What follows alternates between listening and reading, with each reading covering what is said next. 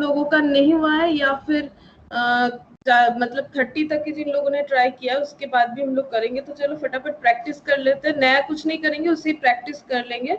और जिन लोग का हो गया फिर से एक बार रिवीजन हो जाएगा, तो तुम लोग को एग्जाम के लिए इस चैप्टर को ज्यादा रेडी करने का जरूरत नहीं होगा। अगर घर पे थोड़ा एफर्ट के साथ कर लोगे ना तो एक सुविधा होगा ना, अगर हो जाता है अच्छा बात है, फिर हम भी यहाँ पर जब करवाएंगे, क्योंकि किसी ना किसी का नहीं हुआ होगा तो मुझे करवाना ही पड़ेगा, तो फिर तुम लोग का क्या हो जाएगा ना, चैप्टर स्ट्रॉन्ग हो जाएगा। तो हमेशा कोशिश करो कि मैक्सिमम जितना हो पाए, क्योंकि अभी तो टाइम भी काफी मिल रहा है, तुम लोग कॉलेज वगैरह तो जाना नहीं पड़ रहा है।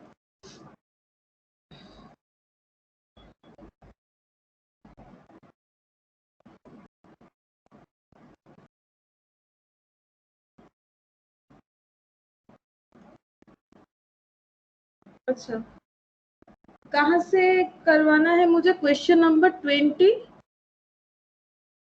23 से, जो कि मैंने उस दिन बताया भी था। ज्योति ने मुझे पूछा था कि क्वेश्चन नंबर 23 मैम थोड़ा सा बता दीजिए। 23 होएगा, 23 होएगा। अच्छा, 22 हुआ है? 22 मैंने बताया था ज्योति को, ज्योति ने बोला था मुझे 22 बताने के लिए। हाँ 22 हुआ है। हाँ है दीदी। 22 हो जाना चाहिए। देखो हम थोड़ा सा, सबने हाँ नहीं बोला, इसीलिए एक बार दिखाई देते हैं। क्वेश्चन नंबर 22 उस दिन भी हम एक्सप्लेन करके बताए थे। यहाँ पर दिया हुआ था कि ईओक्यू कैलकुलेट करने बोला था। Interest on locked up capital 15%, ठीक है। और इंटरेस्ट हम लोग किस पे दे रहे हैं? कैपिटल पर। कैपिटल से हम लोगों ने क्या किया होगा? कैपिटल जो है वो इन्वेस्ट किया होगा हमारे रॉ मटेरियल पे। Order processing cost per order 50, inspection cost per order, तो पर ऑर्डर ऑर्डरिंग कॉस्ट सारा ऐड करना पड़ेगा, जो कि है 50, 30, 20 और यहाँ पर एक 25 है। तो पहले हम लोग ऑर्डरिंग कॉस्ट का टोटल कर लेंगे। ये मैंने उस दिन बताया था, इसीलिए यहीं से स्टार्ट करते हैं। ऑर्डरिंग कॉस्ट 50, 30, 20 और 25,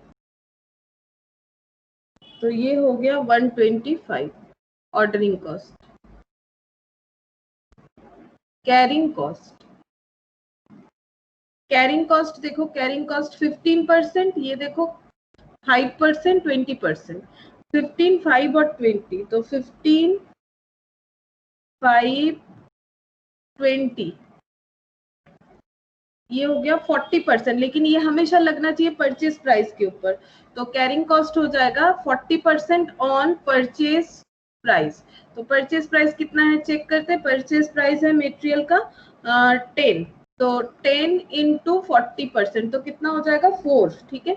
तो ईओक्यू कैलकुलेट करेंगे। ईओक्यू मतलब 2 ACOC, 2 AC मतलब एनुअल कंजम्पशन, OC यानी ordering cost, carrying cost per unit per annum. तो 2 एनुअल कंजम्पशन दिया हुआ है क्वेश्चन में 1000, OC ऑर्डरिंग कॉस्ट दिया हुआ है 125 और कैरिंग कॉस्ट आया है ₹4। तो 2 इंटू 1000 इंटू 125 डिवाइडेड बाई 4, ये हो जाएगा 250 यूनिट, ये हो जाएगा 250 यूनिट, ठीक है। और इसके बाद हम लोग को बोल रहा है कि what would be the ordering policy of the purchase manager, discount for a minimum order quantity of 500 item is 10%। अगर हम लोग 500, हम लोगों ने यूक्यू लगाया है 250, लेकिन हम लोग को सप्लायर बोल रहा है कि अगर हम लोग 500 मिनिमम ऑर्डर करेंगे तो हम लोग को डिस्काउंट मिल जाएगा परचेज प्राइस पे 10%। ज्यादा क्वांटिटी में ऑर्डर कर रहे हैं ना, तो परचेज मैनेजर को पूछा जा रहा है कि ये डिस्काउंट लेना चाहिए कि नहीं लेना चाहिए, आप कैलकुलेट करके बताओ। तो फिर क्या करना है तुम लोग को? 3 तरह का कॉस्ट जो है वो आइडेंटिफाई करना है, that is purchasing cost, carrying cost और स्टोरेज कॉस्ट। मतलब कैरिंग मतलब स्टोरेज हो जाएगा ऑर्डरिंग कॉस्ट। तो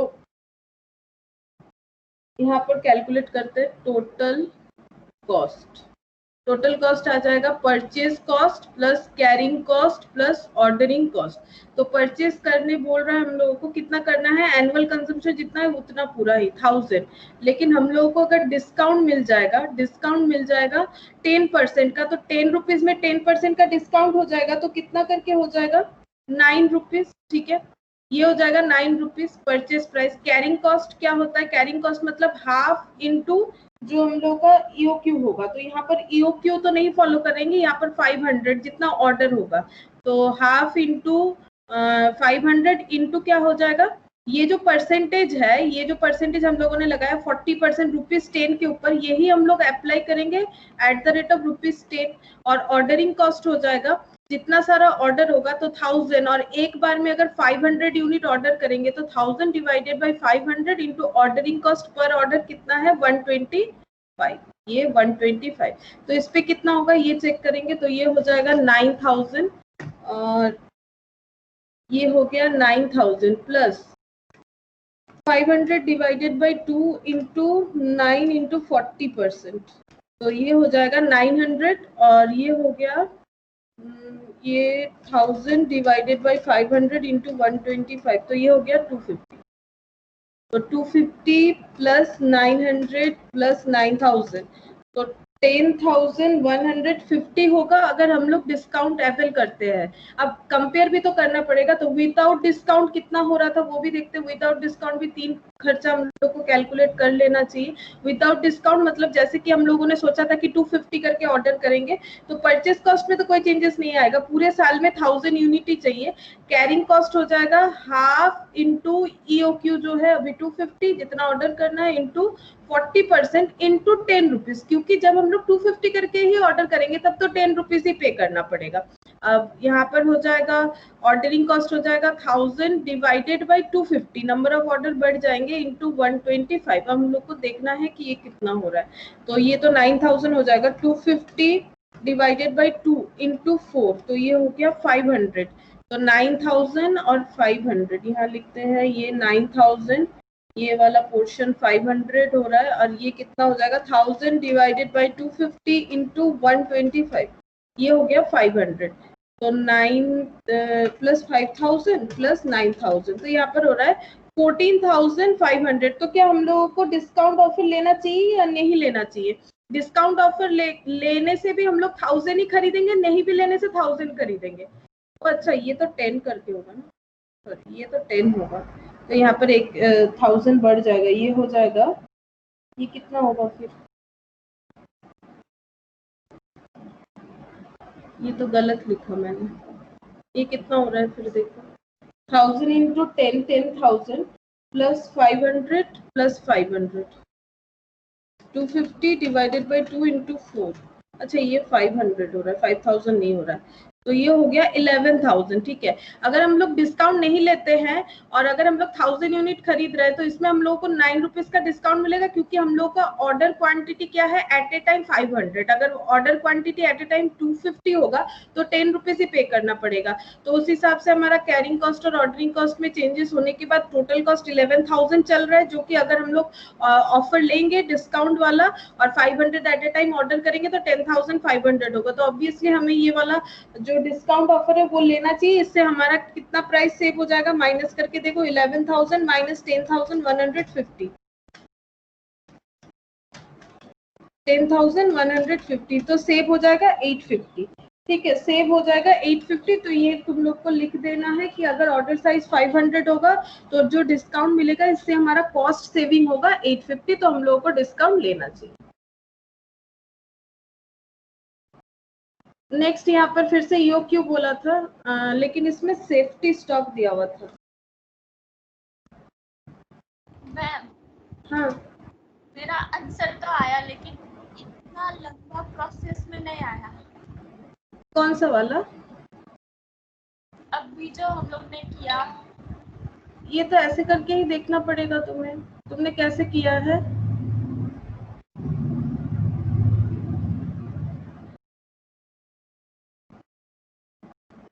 कैसे किया है फिर ज्योति? कॉस्ट पर आइटम पे डायरेक्ट 10% डिस्काउंट करने से तो ₹1 माइनस कर दिया 9 करके, और फिर 9 रुपीज का 40% पे कर दिया था। तो तुमने 1 यूनिट का निकाला होगा, इसी तरह से ही करना पड़ेगा तुम्हें, इसी तरह से ही चेक करना पड़ेगा कि टोटल कॉस्ट किस हिसाब से चेंज हो रहा है, इसी प्रोसेस में ही करना पड़ेगा। 9 रुपीज तो आ रहा है, ठीक है, 10% डिस्काउंट दे रहा है 9 रुपीज। तुम सोच रहे हो कि 9 रुपीज डिस्काउंट देने से मुझे 9 रुपीज में लेना चाहिए, ऐसा बात नहीं है। 9 रुपीज डिस्काउंट देने से ही सस्ता होगा, ऐसा बात नहीं है, हर बार ऐसा नहीं होगा।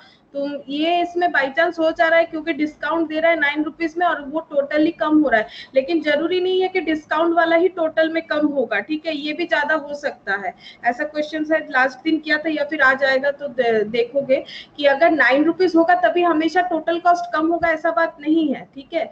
अगर देखो यहाँ पर तो टोटल कंजम्पशन में तो कोई चेंजेस नहीं है, टोटल परचेज प्राइस कम हो रहा है, लेकिन एक चीज देख रहे हो, इधर 900, इधर 500, इधर 250, इधर 500, तो देखो ना ये कैरिंग कॉस्ट ऑर्डरिंग कॉस्ट तो एक दूसरे के इनवर्स होता है ना।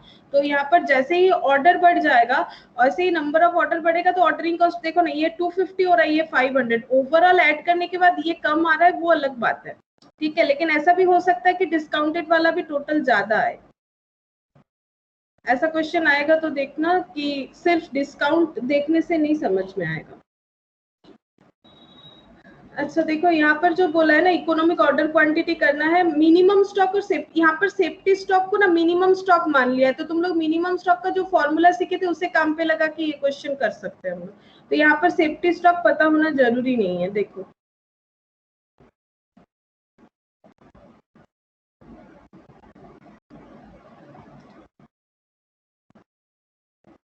क्या बोला है, ईओक्यू कैलकुलेट करने, मिनिमम स्टॉक और safety stock, reorder level, maximum stock with the help of the following data supplied by a producer for a particular material. तो एनुअल कंजम्पशन दे दिया है 4000, cost of placing an order यानी ordering cost, और material cost है 60 और rate of interest दिया हुआ है 10%। तो यही हमारा क्या हो जाएगा, ये हमारा कैरिंग कॉस्ट हो जाएगा। तो कैरिंग कॉस्ट हमेशा परचेज प्राइस पे होना चाहिए, तो 60 पे 10% हो जाएगा, ठीक है।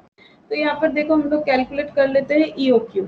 तो ईओक्यू का मतलब हो जाएगा 2 annual consumption, ordering cost, carrying cost per unit per annum. तो 2 एनुअल कंजम्पशन कितना हो जाएगा, एनुअल कंजम्पशन 4000, ऑर्डरिंग कॉस्ट देखो, ऑर्डरिंग कॉस्ट दिया हुआ है 200, और कैरिंग कॉस्ट हम लोग का हो जाएगा परचेज प्राइस पे 60 पे 10%।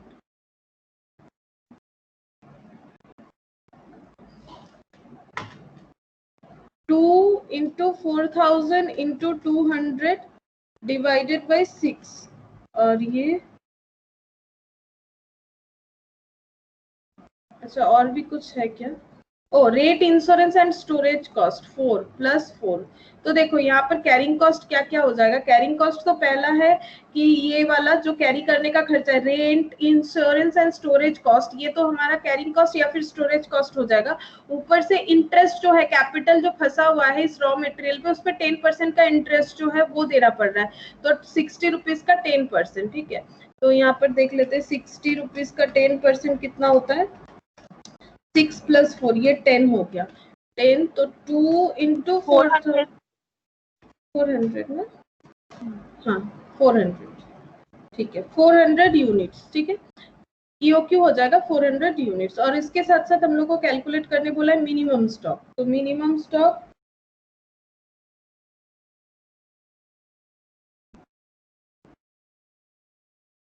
पहले आरओएल कैलकुलेट करेंगे, नहीं तो मिनिमम स्टॉक कैलकुलेट करने में दिक्कत आएगा। आरओएल कैलकुलेट कर लेना चाहिए, तो आरओएल हो जाता है max UT, maximum usage into maximum time.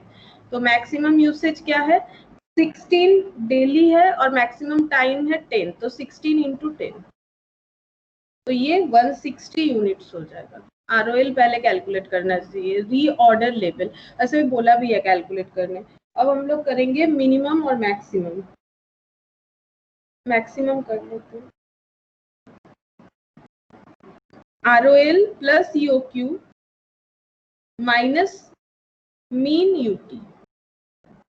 तो आरओएल तो 160 unit, EOQ 400 unit, minimum usage into minimum time, minimum usage है, मिनिमम लीड टाइम 6 है, और मिनिमम यूसेज तो नहीं दिया हुआ, ये कैलकुलेट करना पड़ेगा। मिनिमम लीड टाइम 6 है, अब कैसे कैलकुलेट करेंगे, एवरेज दिया हुआ था, तो एवरेज मतलब क्या होगा, max plus mean divided by 2, average मतलब max plus mean divided, average क्या दिया हुआ है, यूसेज 12, तो एवरेज यूसेज है 12, मैक्सिमम यूसेज है 16, मिनिमम नहीं दिया हुआ, वही हम लोग को चाहिए, मिनिमम यूसेज आ जाएगा। तो ये हो जाएगा 24 माइनस 16 इक्वल टू मीन, तो 24 माइनस 16 कितना हो जाएगा 8। तो ये हो गया मिनिमम यूसेज 8 यूनिट। तो यहाँ पर 8 यूनिट लिख देते हैं। तो ये कितना हो जाएगा देखो 160 प्लस 400 माइनस 48 हो रहा है, तो 512 यूनिट्स, 512 यूनिट्स हो गया। तो ये हमारा आ गया मिनिमम स्टॉक लेवल, ठीक है। और नहीं मिनिमम नहीं, ये तो मैक्सिमम स्टॉक लेवल आ गया, और हम लोग को चाहिए मिनिमम, ये तो रफ है, मिनिमम स्टॉक लेवल चाहिए। तो मिनिमम स्टॉक लेवल क्या होता है, मिनिमम स्टॉक लेवल मतलब होता है ROL minus average UT, average UT. तो ROL तो हम लोग को पता है 160, हम लोगों ने अभी कैलकुलेट किया, और एवरेज यूटी तो एवरेज यूसेज तो 12 यूनिट्स है, और एवरेज टाइम क्या होगा, एवरेज टाइम लीड टाइम देखो ना, लीड टाइम क्या है, लीड दिया हुआ है मिनिमम और मैक्सिमम, तो इन दोनों का एवरेज करो, 10 प्लस 6 डिवाइडेड बाई 2, 8 हो जाएगा। तो ये कितना हो रहा है कैलकुलेट करने पे, 160 माइनस 96, 64 होगा, 64 यूनिट्स। ऐसा हम लोगों ने किया भी था लास्ट दिन, ये हुआ भी है किसी किसी का। 464 160 400 आंसर आया हम लोगों का, 64 160 64 और 512 reorder level maximum stock level हो गया। 160 भी आंसर पूछा था क्या, 160 तो रीऑर्डर लेवल, 400 और क्या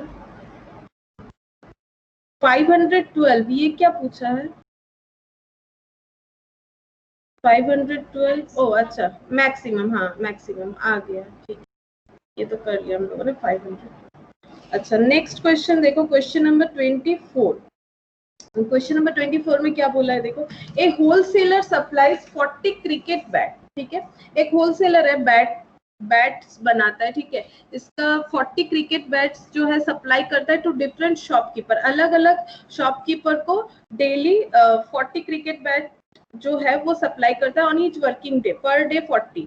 presently the wholesaler is purchasing bats in lot of 200 at a cost of 60,000 पर लॉट। मतलब ये खुद से किसी से खरीदता है, फिर बाकी शॉपकीपर को देता है। तो जिससे खरीदता है लॉट में 200, एट ए टाइम 200 खरीदता है, 60,000 पर लॉट के हिसाब से खरीदता है, ठीक है। तो कितना पर लॉट, मतलब एक एक बैट का कितना कॉस्ट आ जाएगा, अगर 200 बैट एक ही टाइम में खरीद रहा है, 60,000 पे करना पड़ रहा है, तो फिर कितना एक एक बैट का कितना कॉस्टिंग आ जा रहा है इसका,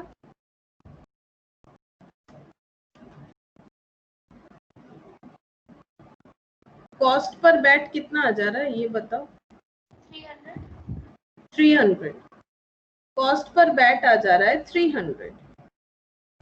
तो यहाँ पर क्वेश्चन नंबर 20, तो पहले हम लिख लेते हैं कॉस्ट पर बैट, ये एक डेटा मिलेगा मुझे कि एक एक बैट का इसका कॉस्ट कितना आ रहा है। तो 60,000 पे करके खरीद रहा है, और at a time number of bats जो है वो 200 है, तो फिर ये हो जाएगा 300 पर बैट कॉस्टिंग हो जाएगा।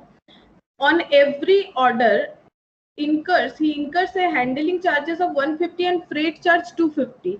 तो फ्रेट और हैंडलिंग चार्ज, तो ये क्या हो जाएगा, ऑर्डरिंग कॉस्ट हो जाएगा, ठीक है, ये क्या हो जाएगा ऑर्डरिंग कॉस्ट।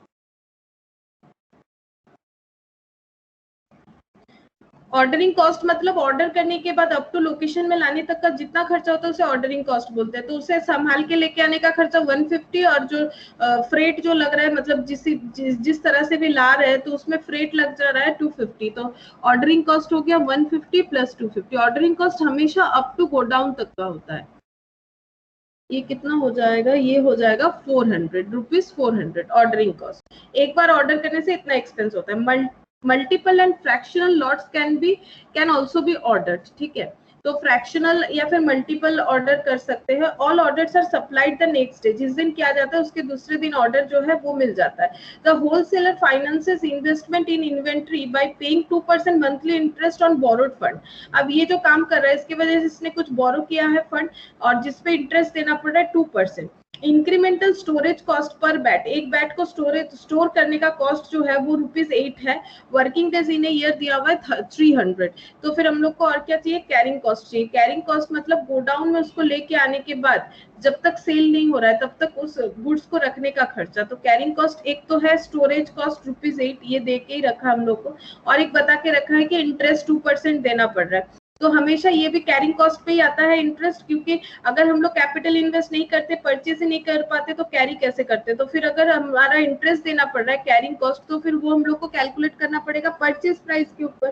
तो परचेज प्राइस के ऊपर कितना हो जाएगा, 300 इंटू 2% मंथली बोला है। ये हमेशा क्या होता है, carrying cost per unit per annum होता है, तो 2% मंथली बोला है, तो इनटू कितना करना पड़ेगा, बिकॉज हम लोग को तो पता है ना कैरिंग कॉस्ट हमेशा क्या निकालना पड़ता है, पर यूनिट पर एनम। तो बताओ क्या होगा, स्टोरेज कॉस्ट तो दिया हुआ है, पर बैट दिया हुआ है, ये दे ही दिया है, एक एक बैट का खर्चा दे दिया है, एक बैट को स्टोर करने का खर्चा। और ये जो है, ये जो 2% बता के रखा है, ये पर यूनिट बता के ही रखा है, ठीक है। और ये जो है, ये बताया है कि 2% मंथली, तो इनटू कितना करना पड़ेगा, 12, तब जाके हम लोगों को पर यूनिट पर एनम वाला डेटा मिलेगा। तो 300 इंटू 2% इंटू 12, तो ये हो जा रहा है 72 plus 8 ₹80 per unit per annum, ठीक है। अब हम लोग क्या कैलकुलेट करेंगे, क्या करने बोला है, देखो, how many bats should be ordered at a time to minimise total annual inventory cost. Total annual inventory cost कौन सा होगा, मिनिमम होगा कितना ऑर्डर करने पे, तो उसके लिए हमें ईओक्यू पता करना पड़ता है, क्योंकि यही हमें सबसे चीपेस्ट ऑर्डर का पता देता है कि इतना करने से चीपेस्ट होगा। तो डेटा तो हम लोगों को सब पता चल गया है, बस कैलकुलेट करना है। 2 एनुअल कंजम्पशन है, अच्छा एनुअल कंजम्पशन तो कैलकुलेट करना पड़ेगा, नहीं दिया हुआ था। एनुअल कंजम्पशन कितना होगा बताओ, क्वेश्चन में देख के 40 डेली बेसिस में सप्लाई देता है, और यहाँ पर 300 करके है, बताओ 60,000 तो कॉस्ट है, 60,000 तो कॉस्ट है, एक बैट वो जिससे खरीद रहा है ना, खरीद के शॉपकीपर को दे रहा है, तो टोटल एक ही बार में 200 लॉट में बैट खरीदता है, मतलब एक बार में 200 और पे करता है 60,000, तो उसके लिए अपने बैट खरीदने का कॉस्टिंग 300 आ रहा है। लेकिन एनुअल कंजम्पशन मतलब उसे ईयरली ऐसा कितना सारा बैट चाहिए ताकि वो अलग अलग शॉपकीपर को दे पाए, वो पर डे शॉपकीपर लोगों को 40 क्रिकेट बैट सप्लाई करता है, और उसका working days in a year है 300, मतलब 65 डेज क्लोज रहता है, कुछ भी काम नहीं करता है सप्लाई वाला। तो फिर एनुअल कितना है इसका कंजम्पशन, सॉरी कितना, 12,000, हाँ 12,000, हाँ सही लिखा था मैंने, 12,000 होगा, तो 12,000 होगा, ये एनुअल कंजम्पशन है। ऑर्डरिंग कॉस्ट हो जाएगा 400 और कैरिंग कॉस्ट हो गया 80, तो ये कितना होगा, ये हो जा रहा है 346.4 हो जा रहा है, तो 346 कर देते हैं अप्रोक्स।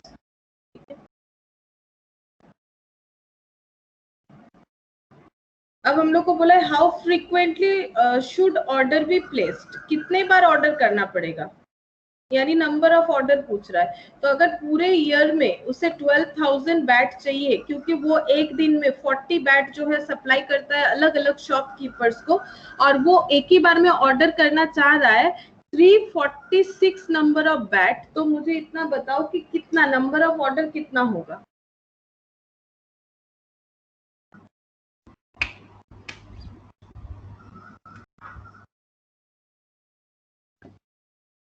बताओ।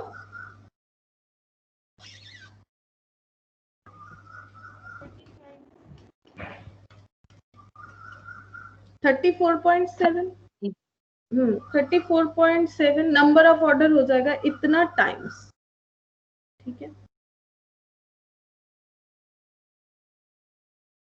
अच्छा यहाँ पर देखो डेज में आंसर दिया, एक्चुअली क्वेश्चन पूरा यहाँ पर पूछा है how frequently should order be placed. अच्छा how frequently should order be placed बोला है, कितने दिन छोड़ छोड़ के ऑर्डर हम लोग प्लेस करेंगे, तो ऑर्डर तो टोटल इतना बार प्लेस करेंगे, तो टाइम गैप पूछ रहा है, हाउ फ्रीक्वेंटली कितने दिन बाद हम लोग ऑर्डर प्लेस करेंगे, तो टोटल हो जाएगा 365 डेज है।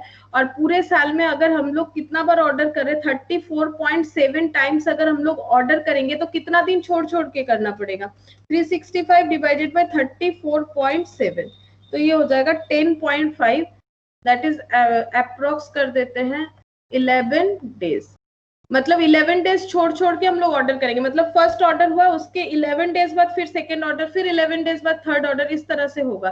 तो 34.7 टाइम्स ऑर्डर करना पड़ेगा और टाइम गैप जो होगा 11, क्योंकि यहाँ पर टाइम गैप ही पूछा है। How frequently should order be placed, order कितने दिन छोड़ छोड़ के होगा, और नंबर ऑफ ऑर्डर कितना बार ऑर्डर करना पड़ेगा, ऑर्डर करना पड़ेगा 34.7 टाइम्स। अब देखो question number 25, XYZ Limited purchased a consignment of material P and Q. The following are the cost in purchasing. Purchase cost दिया हुआ है, मटेरियल P का, मटेरियल Q का, सेल्स टैक्स, रेलवे फ्रेट, ऐसा क्वेश्चन हम लोगों ने किया भी था। Other handling charges have been estimated 200 combined to both materials. In addition, material P involves special handling cost of 160 in stores. Normal breakage of material in transit and storage has been estimated at 5% in case of P and 10% in case of Q. Determine per kg issue price for P and Q so as to recover normal losses of material as well as cost incidental to purchase and storage. तो यहाँ पर देखो हम लोग को ये बताया कि XYZ लिमिटेड जो है दो तरह का मटेरियल परचेस कर रहा है, दोनों मटेरियल का परचेस कॉस्ट दे के रखा है, उस पर टैक्स लगा है, सेल्स टैक्स, उसका अमाउंट भी बताया है, रेल के थ्रू से आया है, उसमें फ्रेट हुआ है 650 टोटल कॉस्ट बताया है। इसके अलावा मटेरियल को मतलब रखने का एक्सपेंस जो है, हैंडलिंग चार्जेस जो है 260 कंबाइंड यानी दोनों पे लगेगा, लेकिन पी के लिए स्पेशली 160 और भी लगेगा। नॉर्मल ब्रेकेज, लास्ट क्लास में मैंने नॉर्मल लॉस और एबनॉर्मल लॉस बताया भी था। नॉर्मल लॉस का सिर्फ यूनिट लेस होता है क्योंकि वो कस्टमर से रिकवर कर सकते हैं, जबकि एबनॉर्मल लॉस का यूनिट एंड वैल्यू दोनों ही लेस होगा, ठीक है। उसके बाद बोल रहे हैं कि स्टोरेज जो है, normal breakage of material in transit and in storage has been estimated at 5%। 5% normal loss है इन केस ऑफ पी और 10% in case of Q. Determine करना है कि अब मटेरियल का वैल्यू कितना हो जाएगा। जस्ट ये पूछा है कि मटेरियल का वैल्यू कितना हो जाएगा, मतलब कॉस्ट बताना है तुम लोगों को कि मटेरियल का अभी करेंटली कॉस्ट कितना होगा अगर लॉस इतना हुआ है तो क्वेश्चन नंबर 25। तो इसका हम लोग 3 कॉलम्स कर लेते, पर्टिकुलर PQ।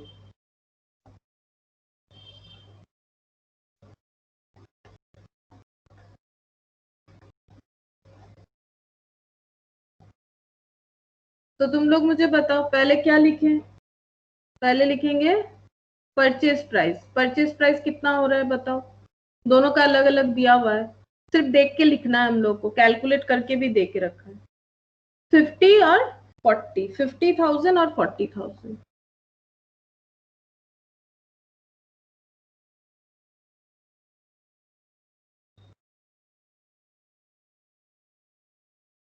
नेक्स्ट देखो सेल्स टैक्स, बताओ सेल्स टैक्स कितना कितना लिखे। टोटल तो बता के रखा है लेकिन परसेंटेज भी तो बता दिया ना, एट द रेट ऑफ 3%। तो यहाँ पर 2700, तो यहाँ पर बताओ 3% कितना हो रहा है 1500 और ये 3% 1200। नेक्स्ट रेलवे फ्रेट,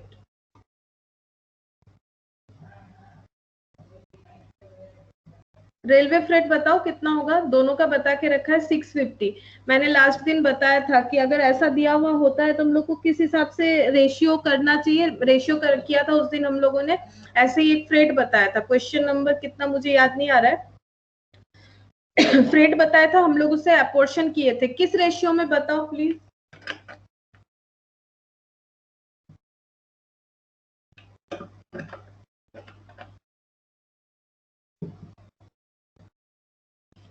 लास्ट दिन वाला क्वेश्चन देखो तब भी याद आ जाएगा। बताओ किस पे किए थे फ्रेट, फर्स्ट क्वेश्चन था हम लोग का ऐसा, हम तुम लोग को शो करते हैं कौन सा क्वेश्चन था। यूनिटेड ऊपर होगा, हाँ यूनिटेड ऊपर, केजी जितना किलो है उसके ऊपर होगा।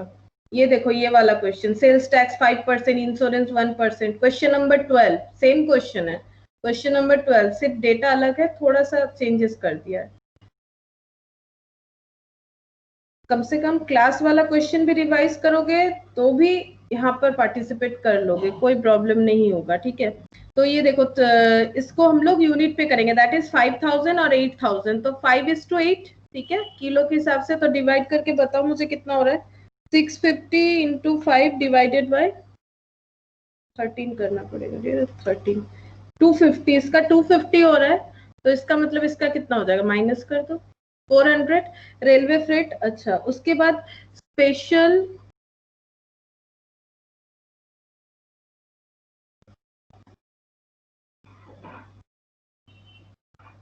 स्पेशल हैंडलिंग चार्जेस कितना है, 260, दोनों में है मिला के 260। तो इसका भी हम लोग किस तरह से डिस्ट्रीब्यूट करें, इसको भी वेट में ही करेंगे, और तो कुछ नहीं दिया हुआ है। तो बताओ कितना हो जाएगा, 100 और 160। फिर ऐड करेंगे पी के लिए स्पेशली चार्जेस था, तो स्पेशल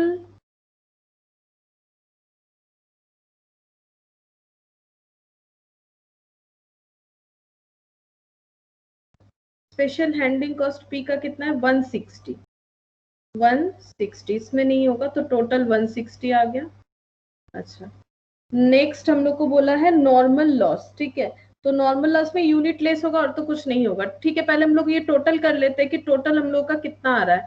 तो 50,000 प्लस 1500 प्लस 250 प्लस 100 प्लस 160 कितना हो रहा है, 52,010। और ये कितना हो रहा है, 41,760। 41,760, और टोटल हो जाएगा 93,770। ये हो गया।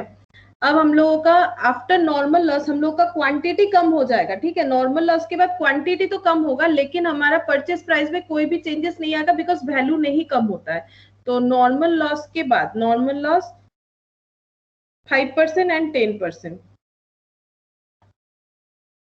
तो यूनिट कितना हो जाएगा, यूनिट हो जाएगा, पहले था ये 5000 किलो था, 5000 किलो में अगर 5% लॉस हो गया है तो कितना बचा, 4750 किलो।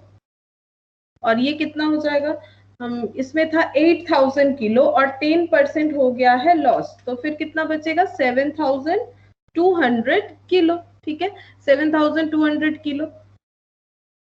अब यहाँ पर हम लोग कैलकुलेट करेंगे इशू प्राइस। इशू प्राइस बोलते हैं इसे, कितने में इशू कर सकते हैं, तो 52,010, 52,010 डिवाइडेड बाय 4750, तो ये हो जाएगा 10.95 पर केजी। और ये 41,760 डिवाइडेड बाय 7,200, तो ये हो जाएगा ₹5.80 पर केजी। तो ये हमारा क्या हो जाएगा, इशू प्राइस हो जाएगा आफ्टर नॉर्मल लॉस। तो बस ये इतना ही पूछा था इसमें। अच्छा, ये हो जाता है। फिर से टेबुलर मेथड जो हम लोगों ने लास्ट दिन सीखा था, टेबुलर मेथड से करना है। यहाँ पर बोला है कि RST limited has received an offer of quantity discount on its order of material as under, ठीक है। और प्राइस पर टन देखो इस तरह से चेंज हो जाएगा अगर हम लोग का ऑर्डर इस तरह से चेंज होगा। और ऑर्डर क्या क्या है देखो, less than 50, 50 and less than 100, मतलब 50 से 100, 100 टू 200, 200 टू 300, 300 एंड एबव। और जितना क्वांटिटी बढ़ेगा परचेस प्राइस उतना कम होते जाएगा। The annual requirement for material कितना है, 500 टन। एनुअल रिक्वायरमेंट 500 टन है। ऑर्डरिंग कॉस्ट है 12,500 and the stock holding cost is estimated 25% of the material cost. अगर नहीं भी बोलता है तो ये मटेरियल कॉस्ट के ऊपर ही लगता है। Compute the most economical level, यानी सबका सब चेक करना है कौन सा सबसे चीपेस्ट होगा। Compute EOQ if there are no quantity discount and the price per ton is 10,500। अगर कोई क्वांटिटी डिस्काउंट नहीं होगा और प्राइस 10,500 होगा तो योक्यू कैलकुलेट करने बोला है। तो पहले 0.1 कर लेते हैं।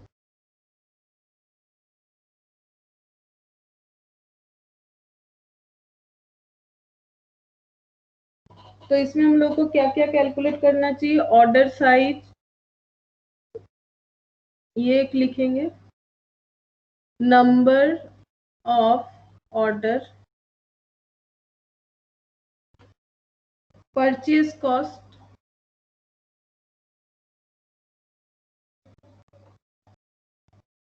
ऑर्डरिंग कॉस्ट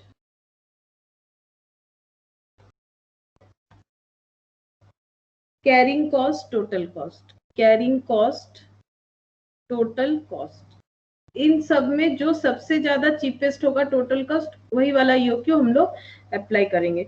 अच्छा, लास्ट दिन हम लोगों ने जो क्वेश्चन किया था उसमें बता दिया था कि स्टार्टिंग वाला क्या लेना है, ठीक है।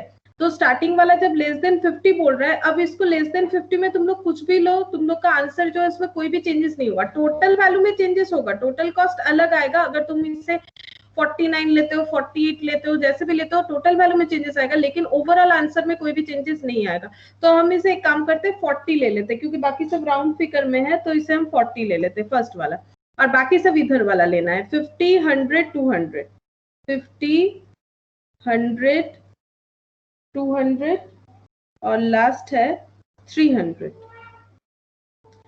अच्छा बताओ नंबर ऑफ ऑर्डर कितना होगा, तुम लोग मुझे बताओ नंबर ऑफ ऑर्डर कितना होगा। नंबर ऑफ ऑर्डर मतलब टोटल डिमांड क्या है पूरे ईयर का 500, और ऑर्डर साइज देखो, पहला जो ऑर्डर साइज है उसमें बोला जा रहा है कि एट ए टाइम 40 यूनिट्स जो है वो ऑर्डर किया जाएगा, तो 500 डिवाइडेड बाई 40, तो नंबर ऑफ ऑर्डर इसमें कितना हो जाएगा 12.5। नेक्स्ट वाला बताओ, 500 जो है एनुअल कंजम्पशन है, यहाँ लिख देते हैं एनुअल कंजम्पशन सबके लिए है 500, हम ऐसे करके लिख देते हैं 500, सबके लिए 500 है, तो 500 ऑर्डर करना है, टोटल कंजम्पशन करना है, और एट ए टाइम अगर 50 करके ऑर्डर करेंगे तो कितना सारा ऑर्डर हो जाएगा 10, इसमें कितना हो जाएगा 5, ये कितना हो जाएगा, ये चाहिए हम लोगों को, ये 2.5 हो जाएगा शायद, हाँ, और ये हो जाएगा 500 डिवाइडेड बाई 300, ये हो जाएगा 1.66 यानी 1.67।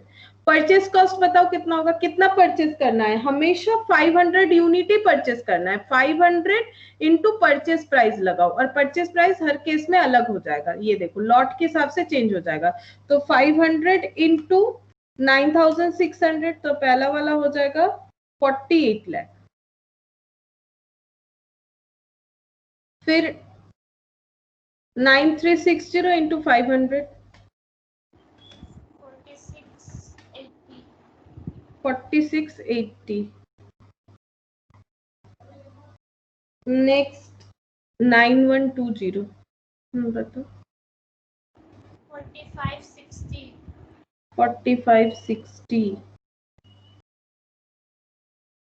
4440, 4440, 4320, 4320।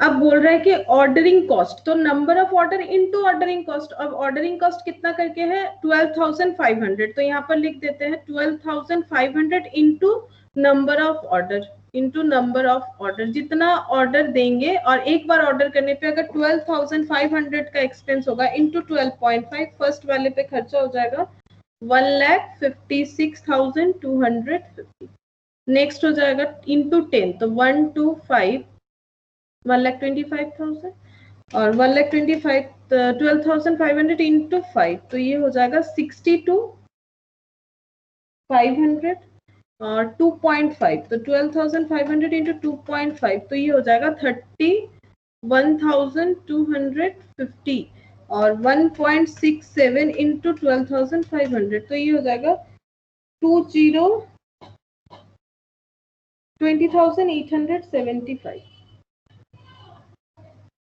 ये हो गया ऑर्डरिंग कॉस्ट। अब कैरिंग कॉस्ट कैसे निकालते हैं, कैरिंग कॉस्ट का मतलब होता है ये जो क्वांटिटी होगा, ठीक है, ये मतलब यहाँ पर जो ऑर्डर साइज होगा, order size divided by 2, half into EOQ, तो ईओक्यू हर बार चेंज हो रहा है, इंटू क्या हो जाएगा कैरिंग कॉस्ट, जो बता के रखा है कैरिंग कॉस्ट है 25% ऑफ मेटेरियल कॉस्ट, तो 25%, और ये सब में चेंज होते रहेगा, कभी 9,600 पे, कभी 9,360 पे, इंटू 25% इंटू परचेस कॉस्ट, जब जैसा होगा परचेस कॉस्ट। तो पहला ऑर्डर साइज है कितना 40, तो 40/2 इंटू 25% इंटू, तो ये 5 हो जा रहा है, 5 इंटू 9,600, तो ये हो जाएगा 48,000। फिर नेक्स्ट तुम लोग कैलकुलेट करो, देखो समझ में आ रहा है कि नहीं। और ये क्या है order size 50 divided by 2 into 25% into price change हो जाता है, प्राइस हो रहा है 9360,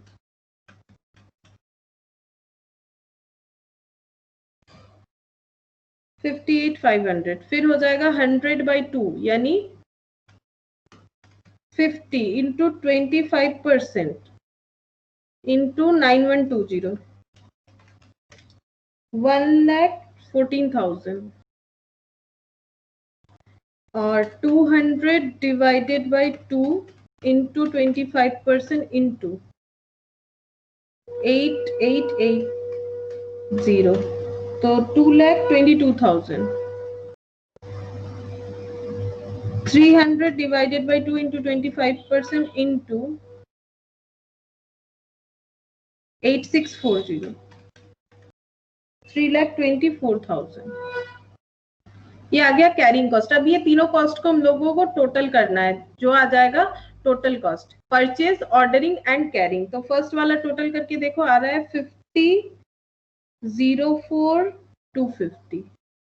नेक्स्ट आ रहा है 48,63,500, 47,36,500, 46,93,250. ये मैंने ऐड किया है परचेज, ऑर्डरिंग, कैरिंग. 46,64,875. तो सबसे चीपेस्ट कौन सा है?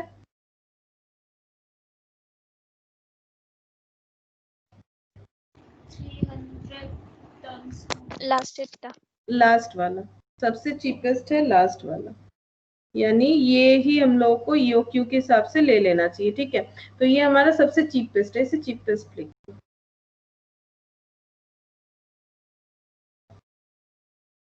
लास्ट जो हम लोगों ने सम्स किया था ऐसा टेबुलर मेथड का, उसमें लेकिन लास्ट वाला नहीं आया था. ठीक है, इसमें लास्ट वाला आया. तो ऐसा लग सकता है तुम लोगों को ये सबसे कम है 8,640 इसीलिए आया. नहीं, तुम लोग अगर लास्ट दिन वाला क्वेश्चन देखोगे तो उसमें लास्ट वाला आंसर नहीं आया था. तो हम लोग को कौन सा ऑर्डर साइज लेना चाहिए? तो ऑर्डर साइज हम लोग का होना चाहिए 300. ठीक है, तो इसका मैंने लिखवाया था, कैसे लिखना है तुम लोग वैसे ही लिख दो. और लास्ट में फिर से एक ईओक्यू कैलकुलेट करने बोला है कि अगर परचेज प्राइस पर टन जो है 10,500 हो जाएगा, तो EOQ two annual consumption 500 ton into ordering cost 12,500, carrying cost हो जाएगा 10,500 का 25%. तो ईओक्यू क्या होगा ये पूछा है. तो 2 इंटू 500 इंटू 12,500 डिवाइडेड बाई ये हो जाता है 10,500 इंटू 25. हाँ, तो ये हो जाएगा 2625 डिवाइड करके आएगा 69 टन. डिवाइड करके फिर अगर रूट करोगे तो 69 टन आ जाएगा. तो ईओक्यू पूछ रहा था, तो हम लोगों ने ईओक्यू कैलकुलेट कर दिया. अगर 10,500 हमारा परचेस कॉस्ट होता है तो ईओक्यू क्या होगा ये पूछा था. नेक्स्ट देखो, नेक्स्ट क्वेश्चन में क्या बोला है. नेक्स्ट बोल रहा है कि a company uses annual units 8,000 units. ठीक है, of raw material costing 1.20 per unit. तो रॉ मटेरियल जो है एनुअली 48,000 यूनिट मतलब यूज करता है, जिसका कॉस्ट है परचेज प्राइस है 1.20 per unit. Placing each order cost यानी ordering cost 45, inventory carrying cost है 15% per year of the average inventory value. यानी ये परचेज प्राइस के ऊपर होना चाहिए, 1.20 के ऊपर 15%. ईओक्यू फाइंड आउट करने बोला है. तो ईओक्यू कितना हो जाएगा?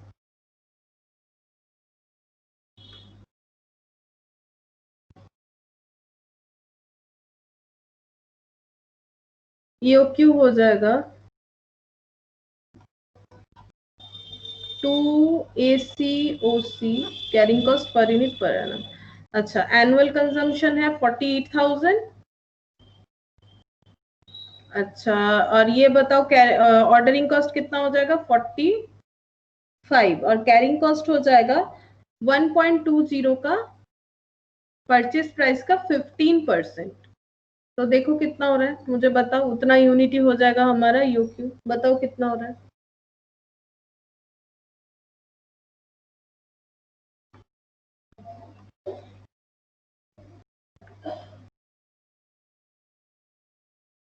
बताओ कितना हो रहा है. 4899. 48 6.99 यूनिट, ठीक है। तो उसके बाद पूछा है कि suppose that EO company follows the EOQ policy and it operates for 300 days a year. बोल रहा है कंपनी जो है ईओक्यू पॉलिसी फॉलो करेगा, यानी एट ए टाइम 4,899 यूनिट्स ही ऑर्डर देगा, और अगर ये 365 डेज नहीं काम करता, ईयर में सिर्फ 300 डेज काम कर रहा है, that the procurement times 12 operating days and the safety stock is 500 unit, safety stock बता रहा है 500 यूनिट। तो हम लोग को पूछ रहा है कि reorder level, maximum level, minimum. अच्छा, इसमें सेफ्टी स्टॉक यूज करना पड़ेगा, अदरवाइज हम लोग रीऑर्डर लेवल ये सब नहीं कैलकुलेट कर सकते, ठीक है। सेफ्टी स्टॉक यूज करके क्या कैसे फॉर्मूला होगा ये हम बता देते हैं। अगर सेफ्टी स्टॉक दिया हुआ है, नॉर्मली हम लोग का रीऑर्डर लेवल मतलब क्या होता है, max UT, maximum usage into maximum time. लेकिन इस क्वेश्चन में कुछ भी अवेलेबल नहीं है मैक्सिमम यूसेज मैक्सिमम टाइम, उसकी जगह पर मतलब उसके बिहाफ पे दिया हुआ है सेफ्टी स्टॉक। तो रीऑर्डर लेवल का और एक फॉर्मूला होता है, लिख लो, सेफ्टी स्टॉक होने से सेफ्टी स्टॉक प्लस नॉर्मल या फिर एवरेज यूटी, नॉर्मल या फिर एवरेज यूटी। रीऑर्डर लेवल मतलब हो जाएगा safety stock plus average UT. तो सेफ्टी स्टॉक कितना है, सेफ्टी स्टॉक है 500 यूनिट,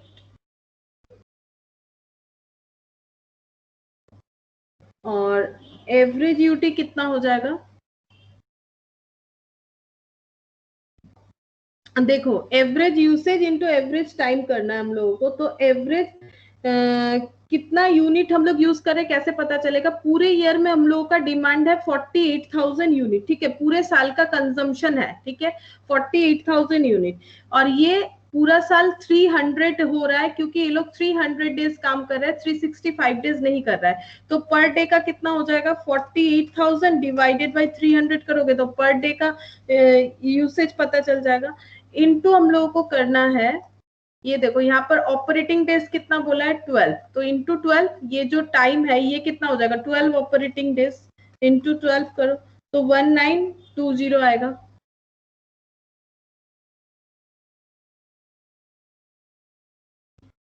तो 2420 यूनिट्स, 2420।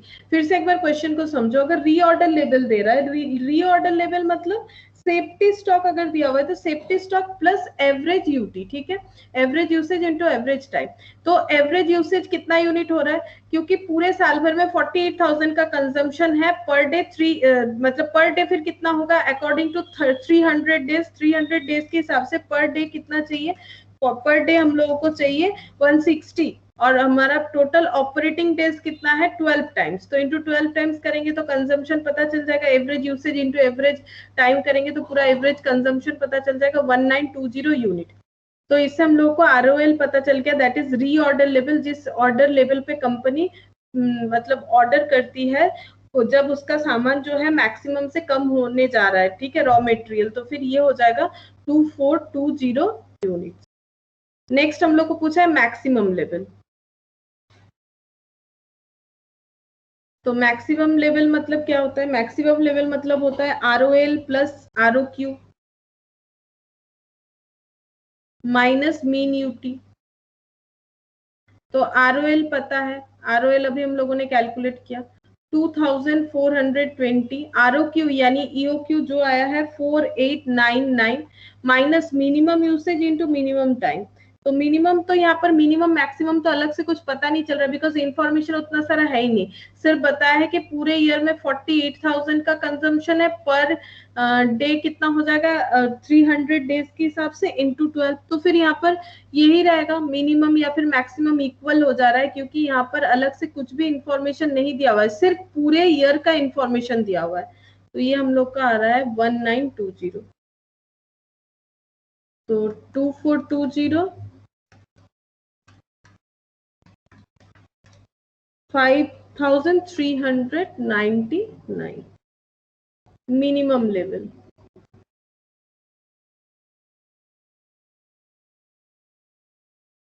ROL माइनस एवरेज या फिर नॉर्मल यूटी, तो ROL है 2420 माइनस एवरेज या फिर नॉर्मल यूटी, अभी हम लोगों ने कैलकुलेट किया था, ये देखो 1920 आया था, तो फिर से वही -1920, तो कितना हो जाएगा 24 माइनस 19, तो ये हो गया 500 यूनिट्स। एवरेज इन्वेंट्री, तो average maximum plus minimum divided by 2, तो एवरेज कितना हो जाएगा maximum plus minimum 5399 plus 500 divided by 2।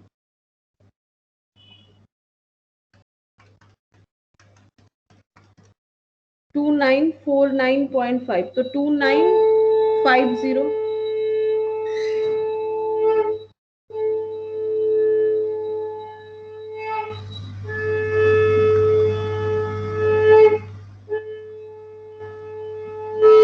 तो देखो ये अलग था थोड़ा सा क्वेश्चन। अगर हम लोग को सेफ्टी स्टॉक दिया हुआ है तो पहले बात है कि रीऑर्डर लेवल का फॉर्मूला क्या होगा, safety stock plus average UT. Normally reorder level का फॉर्मूला होता है मैक्स यूटी, क्योंकि रीऑर्डर करने पे हम लोग मैक्सिमम स्टेज पे पहुंच जाते हैं।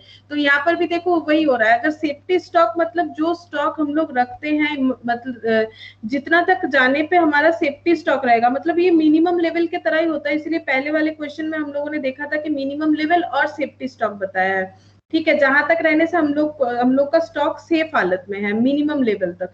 तो फिर उसके साथ हम लोग अगर एवरेज कंजम्पशन को ऐड करेंगे तो हम लोग को पता चल जाएगा कहाँ रीऑर्डर करना है। तो safety stock plus average UT. अब एवरेज यूटी का अलग से कुछ भी इंफॉर्मेशन नहीं था, सिर्फ ईयरली डेटा दिया हुआ है और कितना ऑपरेटिंग साइकिल है वो दिया हुआ है और पर डे क्या कंजम्पशन है वो दिया हुआ है। उस बेसिस पे हम लोगों ने एवरेज हमारा जो आएगा वही मिनिमम वही मैक्सिमम आ रहा है, क्योंकि अलग से कुछ नहीं दिया हुआ था क्वेश्चन में। तो फिर जो एवरेज है वही मिनिमम है वही मैक्सिमम है, यानी 1920। उसी से हम लोग को पूरा सम्स जो है वो करना पड़ेगा, बिकॉज और कोई डेटा नहीं है। क्वेश्चन नंबर 28 देखो, x limited is committed to purchase 24,000 bearing per annum to Y Limited on steady basis. It is estimated that it costs 10 paisa as inventory holding cost per bearing per month and that the order cost is 324. तो हम लोग को बोल रहा है what would be the economic order quantity. EOQ calculate करने बोल रहे हैं, तो बताओ तुम लोग ही बताओ इसका ईओक्यू क्या होगा।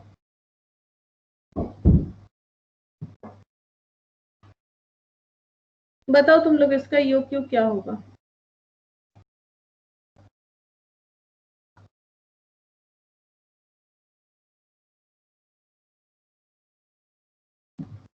तुम लोग मुझे बताओ, तब तक हम स्लाइड एक ओपन करते हैं लिखने के लिए।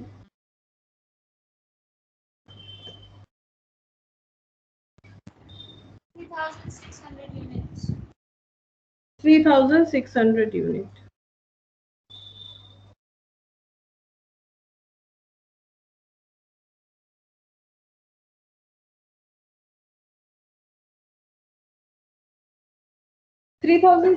यूनिट करेक्ट बोला है ज्योति ने। तो देखो 2 एनुअल कंजम्पशन कितना है, एनुअल कंजम्पशन तो बता दिया है पर एनम 24,000 बियरिंग्स।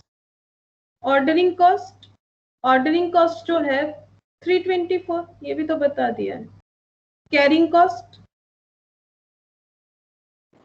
10 पैसे, हाँ, एज इन्वेंट्री होल्डिंग कॉस्ट, तो कितना हो जाएगा 10 पैसा। और परचेस प्राइस पे ये होना चाहिए, परचेस प्राइस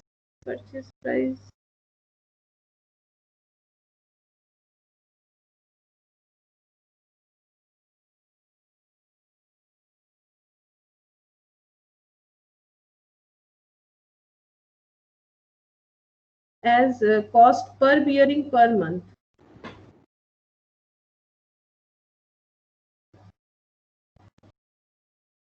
अच्छा, तो यही होगा। और ये है, ये देखो 10 पैसा दिया है, लेकिन ये दिया हुआ है पर बियरिंग पर मंथ, ये पर मंथ का दिया हुआ है। लेकिन मुझे क्या चाहिए, पर बियरिंग यानी पर यूनिट तो हो ही जा रहा है, अब पर एनम में ट्रांसफर करना है, इंटू 12 कर देंगे। ये क्या होना चाहिए, carrying cost per unit per annum. तो यहाँ पर क्या चीज खरीद रहे हैं, बियरिंग्स, ठीक है। तो एक बियरिंग्स का कैरिंग कॉस्ट बताया है 10 पैसा, लेकिन वो मंथली है तो ईयरली में ट्रांसफर करना पड़ेगा इंटू 12। तो ये हो जाएगा 3600 यूनिट्स। नेक्स्ट बोला है कि assuming that the company has a policy of purchasing 6,000 bearing per order, how much extra cost the company would be incurring as compared to the optimum situation suggested in a above. तो 6000 bearings अगर वो order करती है तो उसका क्या extra cost उसे beer करना पड़ेगा, ये पूछा है कि एक्स्ट्रा कॉस्ट क्या कुछ बियर करना पड़ेगा। तो फिर हम लोग यहाँ पर क्या करते हैं, एक दो कॉलम कर लेते हैं, एक 6000 यूनिट्स के लिए और एक हमारा जो ईओक्यू चल रहा है दैट इज 3600 यूनिट्स के लिए।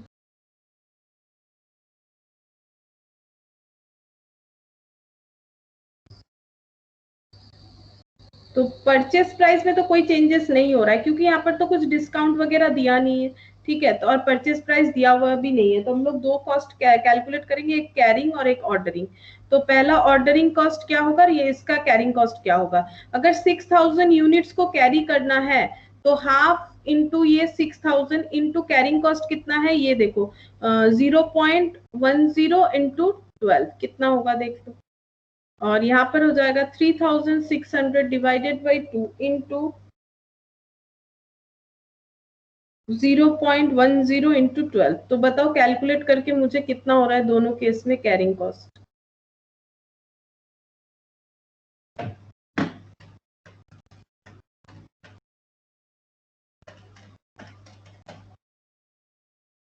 इसका हो रहा है 3600 और इसका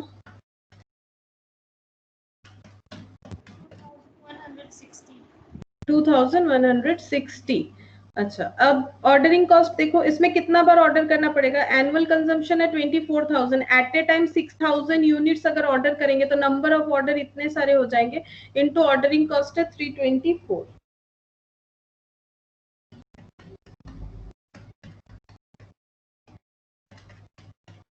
1296।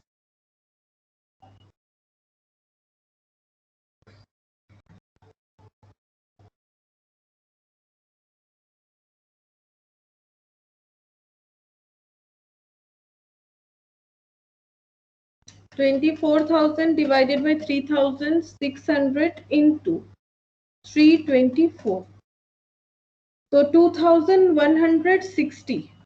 फिर से ये 2160 ही आ रहा है, तो 2160 ये टोटल हो जाएगा 4320 और ये टोटल हो जाएगा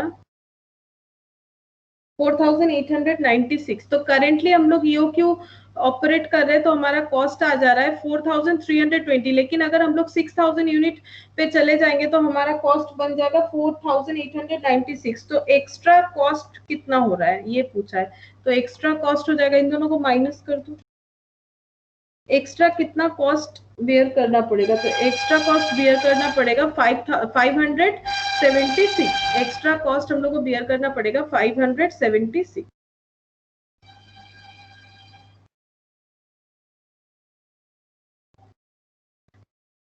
क्वेश्चन नंबर 29 देखो, क्वेश्चन नंबर 29 में बोल रहा है कि company purchase raw material with the following particular 1000 kg at the rate of 10, transport expenditure 2000, later on it is discovered that 200 kg are spoiled. 200 kilo जो है वो बेकार हो गया है और the management decide to treat 77 kg as normal loss. तो इसका कुछ भी नहीं करना है, सिर्फ यूनिट कम करना है। बैलेंस 123 क्योंकि टोटल 200 हो रहा है, देख लो 77 प्लस 123 करोगे तो 200 ही होगा। और ये एबनॉर्मल लॉस है, तो एबनॉर्मल लॉस में unit as well as value दोनों ही डिडक्ट करना पड़ता है। Compute the unit cost of material and what will be the treatment of quantity spoiled.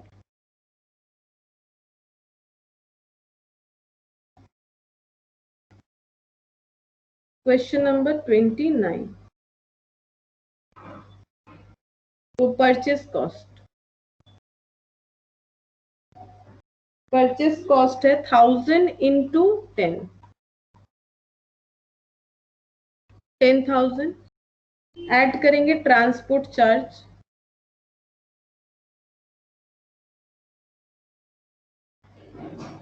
2000,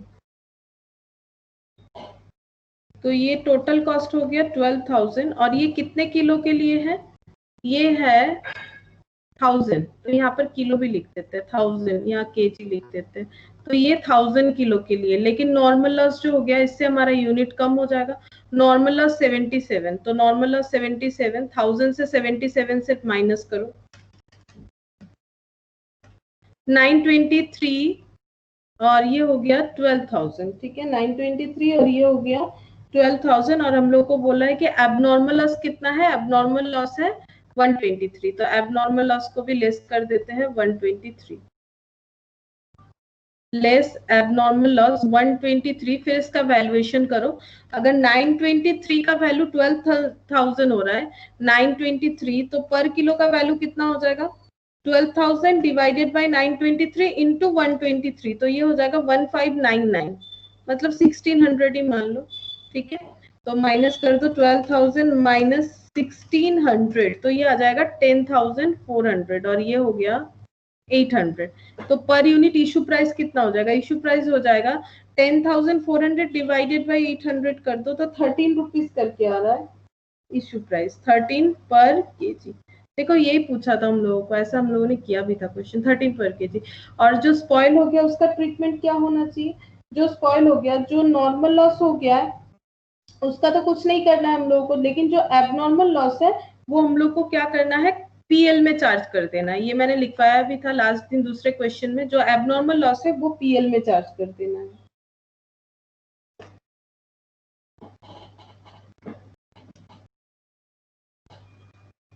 $1600 चला जाएगा पीएल में, तो तुम लोग को लिखना पड़ेगा एबनॉर्मल लॉस जो है वो पीएल में चार्ज कर देना है। अच्छा, ये था क्वेश्चन नंबर 29। नेक्स्ट देखो question number 30। Your factory buys and uses a component for production at 10 per piece, ठीक है। फैक्ट्री में क्या होता है, by and uses A component, खरीदा जाता है कंपोनेंट प्रोडक्शन के लिए जिसका मतलब परचेसिंग प्राइस है 10 per piece, annual requirement 2000 numbers, carrying cost बता दिया है 10% per annum, ordering cost 40 per order. The purchase manager agrees that as the ordering cost is very high, order करने का कॉस्ट क्योंकि बहुत ज्यादा हो जा रहा है, it is advantages to place a single order for the entire annual requirement. He also says that if we order for 2000 number at a time, we get a 3% discount from the supplier. Evaluate this proposal and make your recommendation. तो बोल रहा है कि क्योंकि ordering cost बहुत ज्यादा हो जा रहा है, तो ये पूछा जा रहा है कि अगर ये लोग बोल रहा है परचेज मैनेजर जो है उसका एक प्रपोजल है, अगर हम लोग at a time 2000 number of units order करेंगे तो हम लोग को 3% डिस्काउंट भी मिल रहा है, तो क्या हम लोगों को ये जो है ये ऑफर अवेल करना चाहिए या फिर इससे हम लोगों को क्या बेनिफिट मिल रहा है वो चेक करते बोला जा रहा है। तो क्वेश्चन नंबर 30।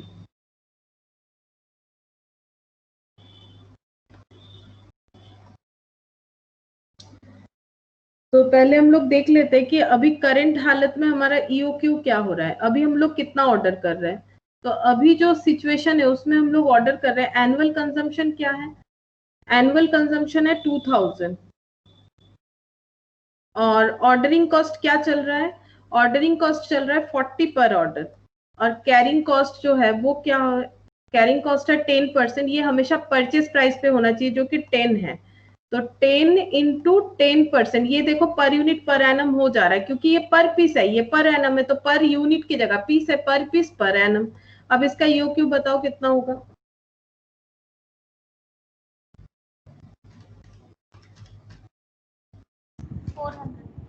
400, तो ये क्यों आ रहा है 400 पीसेस, यानी हम लोगों को at a time 400 pieces order करने चाहिए, मतलब एज ए ईओक्यू। लेकिन ये लोग बोल रहे हैं कि अगर हम लोग इसके जगह 2000 यूनिट करके करेंगे तो हमारा जो है वो सेव होगा कुछ कॉस्ट, ठीक है। तो हम लोग चेक करते हैं, पहले इस हालत में चेक करते हैं टोटल कॉस्ट, टोटल कॉस्ट क्या क्या हो जाएगा, purchase cost plus carrying cost plus ordering cost. तो परचेस कितना करना है 2000 यूनिट और परचेस प्राइस दिया हुआ है 10, carrying cost half into 400 into carrying cost per unit per annum कितना हो जाएगा 10 इंटू 10%, और ऑर्डरिंग कॉस्ट हो जाएगा 2000 चाहिए हमें, और ऑर्डर कितना एट ए टाइम 400 पीसेस का हम लोग ऑर्डर करें तो number of order into ordering cost, तो इससे हम लोग को टोटल कॉस्ट पता चलेगा। तो ये हो जाएगा 20,000, ये हो गया 400 डिवाइडेड बाई 2 इंटू 10 इंटू 10%, तो ये 200,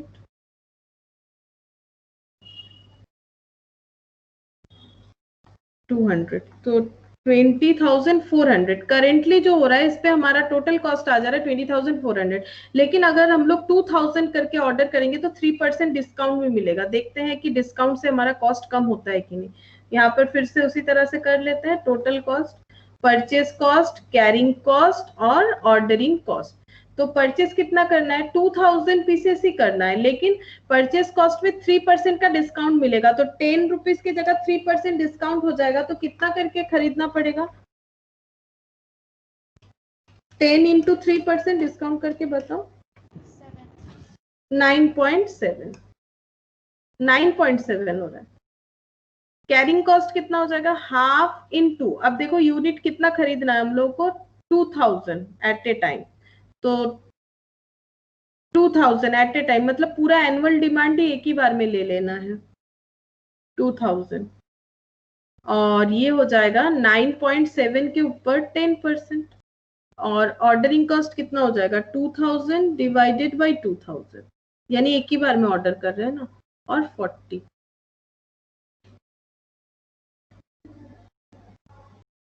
तो ये हो जा रहा है, बताओ 2,000 इंटू 9.7 कितना हो रहा है।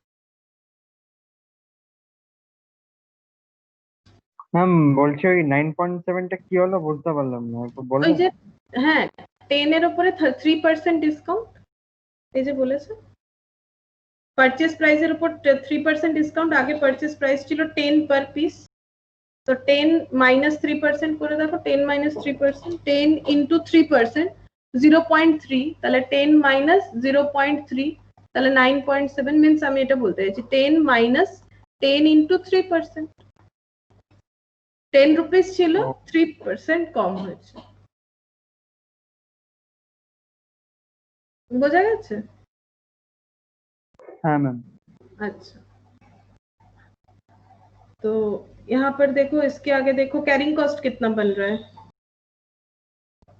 Carrying cost 2,000 divided by 2, 970। और ऑर्डरिंग कॉस्ट तो 40 होगा ना, एक ही बार ऑर्डर कर रहे हैं, ऑर्डरिंग कॉस्ट 40 हो जाएगा। तो ये कितना हो रहा है, टोटल करने पे हो रहा है 20,410। अब देखो, जैसे कि डिस्काउंट देने से ही हमारा ऑफर जो है हमें एक्सेप्ट करना चाहिए, ऐसा बात नहीं है। इसमें हम लोग को हमेशा चीपेस्ट होगा ऐसा बात नहीं है। देखो ना, यहाँ डिस्काउंट देने के बाद यहाँ पर 10 रुपीज में परचेज कर रहे थे, यहाँ पर 9.7 से कर रहे हैं, वही तो 2,000 के लिए ही कैलकुलेट कर रहे हैं, तभी तो कंपेयर कर पा रहे हैं ना। यहाँ पर देखो ऑर्डरिंग कॉस्ट 200, जबकि यहाँ पर ऑर्डरिंग कॉस्ट 40 हो रहा है, क्योंकि एक ही बार ऑर्डर कर रहे हैं। लेकिन यहाँ पर कैरिंग कॉस्ट बढ़ जाएगा, ज्यादा क्वांटिटी का सामान लोगे तो कैरी करने का तो खर्चा बढ़ेगा। ये 200 था, ये हो गया 970। कैरिंग कॉस्ट इतना ज्यादा हाई हो गया कि हमारा टोटल कॉस्ट 10 रुपीज से इंक्रीज हो गया। तो डिस्काउंट देने के बाद भी हमारा कुछ मतलब हमें बेनिफिट नहीं हो रहा है, ऊपर से हमें 10 रुपीज का एक्स्ट्रा कॉस्ट जो है वो लग जा रहा है। तो फिर हम लोगों को ये ऑफर जो है लेना नहीं चाहिए। डिस्काउंटेड है तो ही लेंगे, ये गलत बात है, क्योंकि टोटल कॉस्ट भी तो देखना पड़ेगा ना। सिर्फ परचेज प्राइस कम हो रहा है ये बात नहीं है, खरीद के तो लेके आ जा रहे हो, सस्ते में मिल रहा है, लेकिन घर पे वो सस्ते का चीज, मान लो कि कुछ फ्रूट्स वगैरह या फिर वेजिटेबल्स मान लो बहुत ही सस्ते में मिल रहा था, लेके आ गए। अब रखने का जगह नहीं है, लेके आ रहे हो, वो सड़ रहा है, बेकार हो रहा है, उसे फेंक रहे हो, तो उसका फायदा क्या है। उसी तरह से रॉ मटेरियल का भी होता है कि रॉ मटेरियल को रखने के लिए तुम्हारा छोटा सा एक गोडाउन है, तुम इतना रॉ मटेरियल खरीद लिए सस्ता पे कि तुम्हारा क्या हो रहा है, गोडाउन का तुम्हें अचानक से बड़ा गोडाउन लेना पड़ा। तो फिर बड़ा गोडाउन लेना पड़ेगा तो तुम्हारा रेंट भी तो बढ़ जा रहा है, तो तुम्हें सारा चीज देखना पड़ेगा ना कि कैरिंग कॉस्ट बढ़ ना जाए। कैरिंग कॉस्ट 200 था, वहां से 970 हो गया, इसीलिए ओवरऑल 10 रुपीज का जो है वो ज्यादा एक्सपेंस हो गया। तो there is extra cost of 10 per annum, मतलब पूरे साल में 10 रुपीज का एक्स्ट्रा एक्सपेंस हो जाएगा। ये तो पूरे साल का निकाला है ना हम लोगों ने, तभी तो 2,000 है। तो हम लोगों को देखो लिखा हुआ है, no supplier should not be accepted since it requires incurring of extra cost of 10 per annum. ये तुम लोग अपने हिसाब से लिख सकते हो, मैंने समझाया कि 10 रुपीज एक्स्ट्रा कॉस्ट हो रहा है।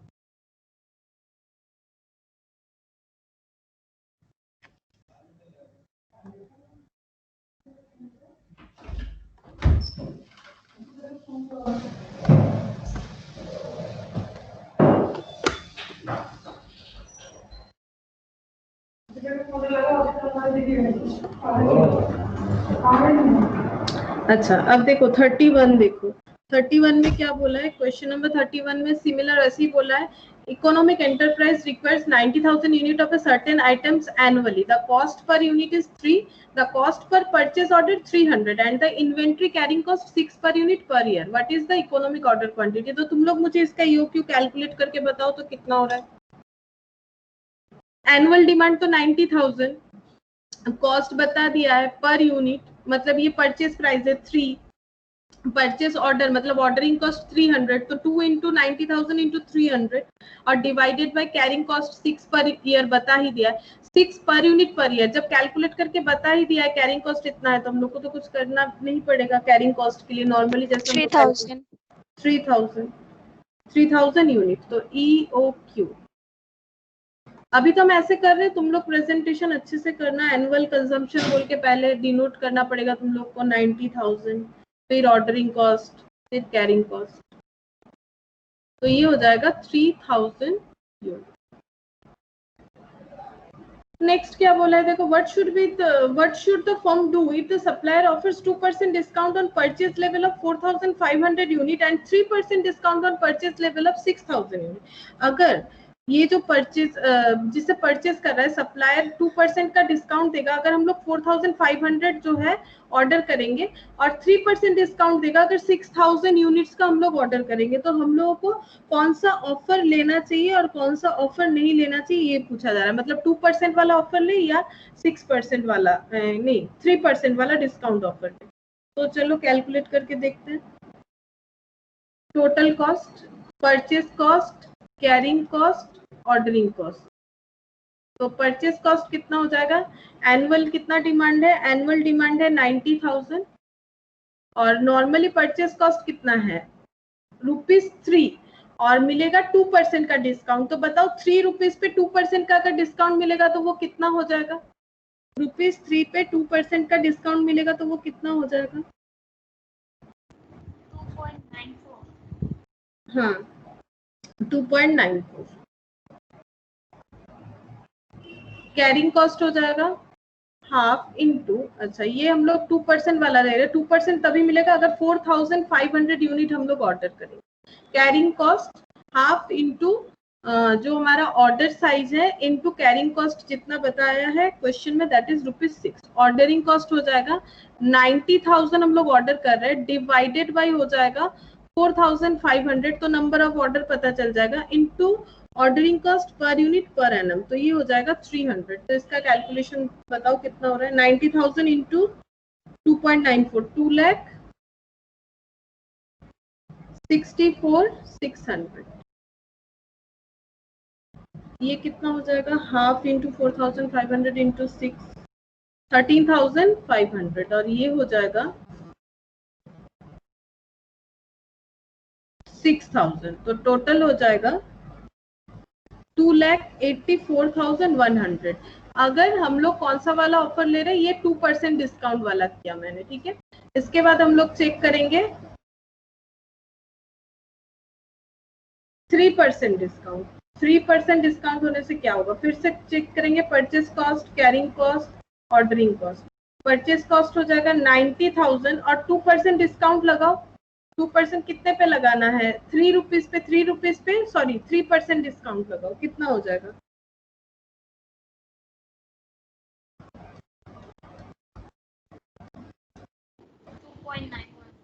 हाँ 2.91 plus carrying cost half into, अब इसके लिए कितना ऑर्डर करना पड़ेगा, 6,000 ऑर्डर करने पे तभी उतना डिस्काउंट मिलेगा, अदरवाइज नहीं मिलेगा।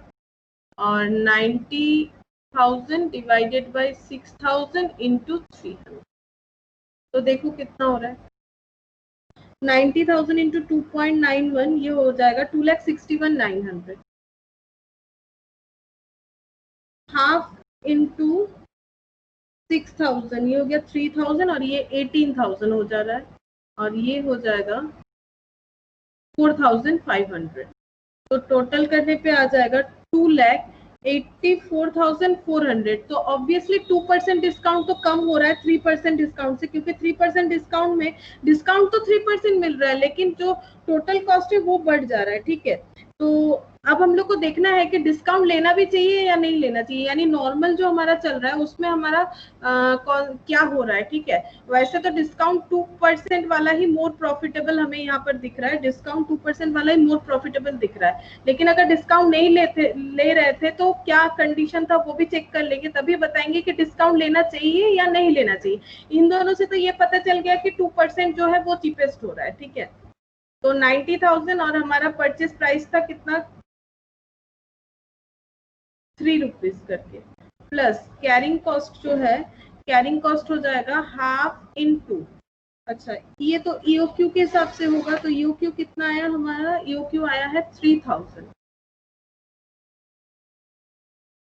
ईओक्यू इनटू ये हो जाएगा ₹6 प्लस 90,000 डिवाइडेड बाय 3000 इंटू 300। तो ये देखो कितना हो जा रहा है, 90,000 इंटू 3, 2,70,000, अच्छा 2,70,000 प्लस ये हो जा रहा है 9,000 प्लस 9,000, कैरिंग कॉस्ट हो जा रहा है 9,000, ऑर्डरिंग कॉस्ट कितना हो जा रहा है, ऑर्डरिंग कॉस्ट हो जा रहा है 9,000, ये भी 9,000 हो जा रहा है, तो 2,88,000 हो रहा है। तुम लोग देख लो 2,88,000 हो रहा है। तो ये है विदाउट डिस्काउंट। तुम लोग को प्रेजेंटेशन सही करना पड़ेगा, ठीक है। हम यहाँ पर सिर्फ दिखा रहे हैं, ये 2% डिस्काउंट वाला है, ये 3% डिस्काउंट वाला है, और ये विदाउट डिस्काउंट वाला है, ठीक है। ये है विदाउट डिस्काउंट। तो विदाउट डिस्काउंट पे एक्सपेंस हो रहा है 2,88,000, जबकि डिस्काउंट पे कम हो रहा है। तो हम लोग डिस्काउंट लेंगे, लेकिन कौन सा डिस्काउंट ऑफर लेंगे, 2% वाला या 3% वाला, 2% वाला, क्योंकि इसमें हो रहा है 2,84,100, जबकि इसमें हो रहा है 2,84,400। तो इससे हमारा कॉस्ट जो है बढ़ जाएगा। तो हमें ऑब्वियसली 2% वाला लेना चाहिए, वो मोर प्रॉफिटेबल है। तो तुम लोग को लिखना चाहिए कि 2% वाला हम लोग लेंगे, बिकॉज ये मोर प्रॉफिटेबल है और ये हमारा कॉस्ट जो है 300 सेव कर रहा है।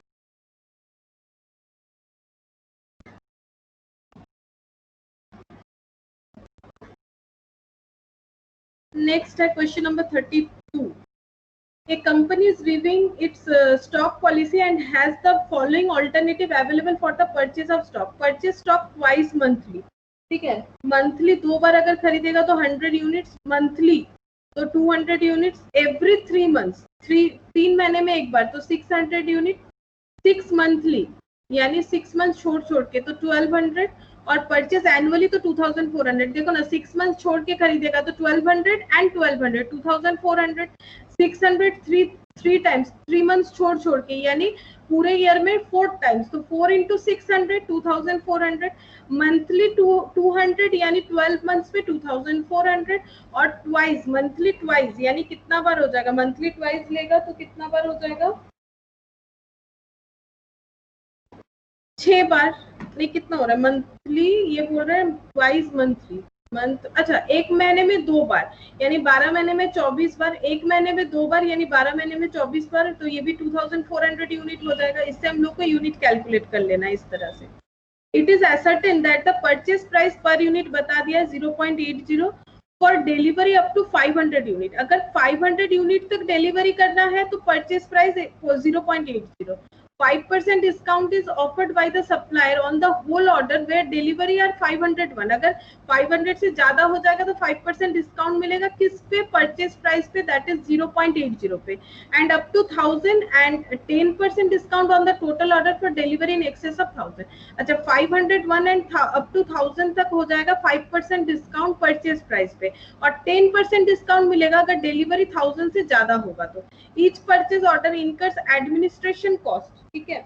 ऑर्डरिंग कॉस्ट, एडमिनिस्ट्रेशन कॉस्ट मतलब ऑर्डरिंग कॉस्ट होगा, क्योंकि ऑर्डर करता है जो वो एडमिनिस्ट्रेशन में ही रहता है, तो 5 रुपीज ऑर्डरिंग कॉस्ट है। Storage interest on capital other cost are 0.25 per unit of average stock quantity है। तो ये हम लोगों को ईओक्यू कौन सा बेस्ट होगा, कौन सा चीपेस्ट होगा, वही पूछा है कि कौन सा ऑल्टरनेटिव लेना चाहिए। दीदी स्क्रीन देखते পাচ্ছি না। স্ক্রিন দেখতে পাচ্ছেন? হ্যাঁ এখন পাচ্ছি। আচ্ছা হুম।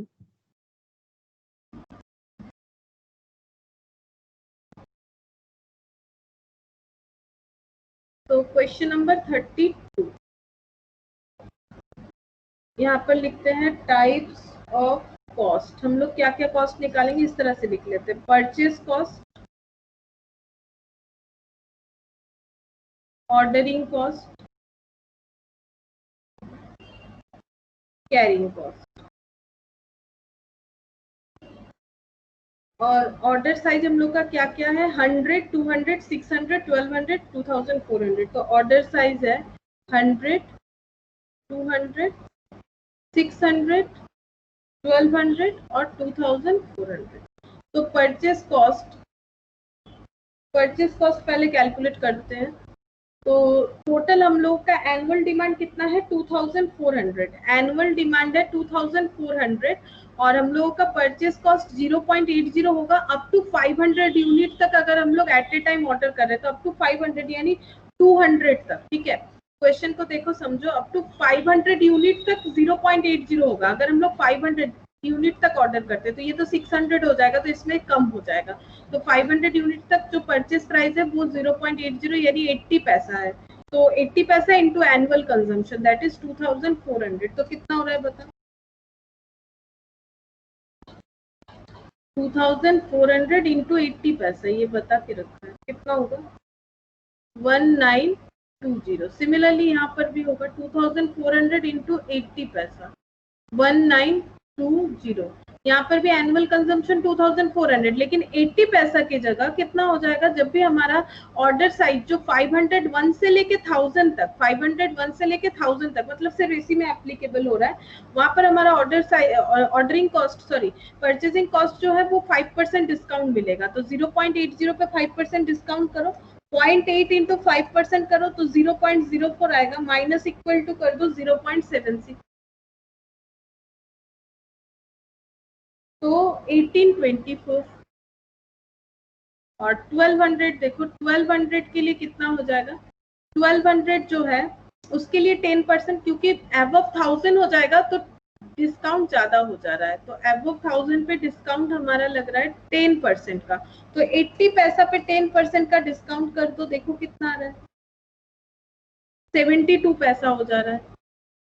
तो इंटू 2400 तो 1728, और इसमें भी सिमिलरली उतना ही हो जाएगा, 2400 इंटू 0.72 तो 1728। तो हम लोगों ने परचेस कॉस्ट कैलकुलेट कर लिया।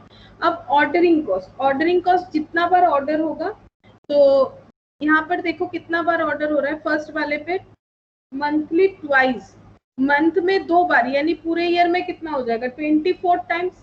हम लोग यहाँ से कैलकुलेट कर सकते हैं, या फिर तुम लोग ऐसे भी कर सकते हो 2400 फिर डिवाइडेड बाय 100 करके देख सकते हो कितना ऑर्डर होगा। 2400 divided by 100, at a time 100 unit कर रहे हैं तो कितना बार ऑर्डर करना पड़ेगा, 24 टाइम्स, ठीक है, ये 24 टाइम्स। और ऑर्डरिंग कॉस्ट कितना है, ऑर्डरिंग कॉस्ट है 5 रुपीज, ऑर्डरिंग कॉस्ट है 5 रुपीज। तो ये कितना हो जा रहा है, 24 इंटू 5 120।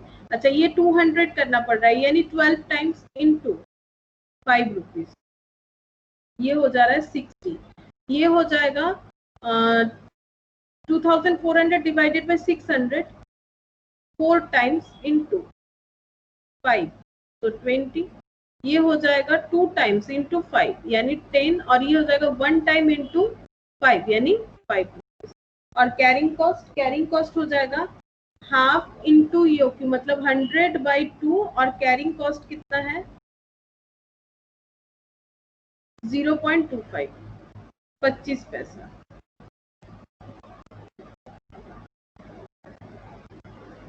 तो ये कितना हो जाएगा, ये हो जाएगा 12.5, और ये हो जाएगा 200, ठीक है। हाफ को हम इस तरह से लिख दे रहे हैं, हाफ इंटू 200 नहीं लिख के 200 डिवाइडेड बाई 2 लिख दे रहे हैं। तो ये हो जाएगा 25, 600 डिवाइडेड बाई 2 इंटू 0.25 तो ये हो जाएगा 75, 1200 डिवाइडेड बाई 2 इंटू 0.25 तो ये हो जा रहा है 150, और 2400 डिवाइडेड बाई 2 इंटू 0.25 तो ये हो जा रहा है 300। अब टोटल कॉस्ट चेक करना पड़ेगा, तो टोटल कॉस्ट देखो क्या होगा, टोटल कॉस्ट सारा ऐड करो, 1920 प्लस 120 प्लस 12.5 तो ये हो जा रहा है 2052.5, ये हो जा रहा है, इसका टोटल हो जाएगा 2005। ये वाला हो जा रहा है 1919, ये हो जा रहा है 1888 और ये हो जाएगा 2033। तो सबसे चीपेस्ट कौन सा है? सबसे चीपेस्ट कौन सा है? 1200 इसका। ये वाला, हाँ 1200 वाला। तो सबसे चीपेस्ट हो जाएगा 1200 वाला। तो हम लोगों को 1200 ही आइडियल ऑर्डर साइज हो जाएगा। Ideal order size is 1200। तो ये भी सेम ही क्वेश्चन था टेबुलर मेथड के साथ, बस इसमें कुछ स्कीम बताया था कि अप टू इतने तक इतना डिस्काउंट मिलेगा, एबव इतना इतना डिस्काउंट मिलेगा। तो जैसा बोलेगा क्वेश्चन में वैसे अप्लाई करोगे तो हो जाएगा।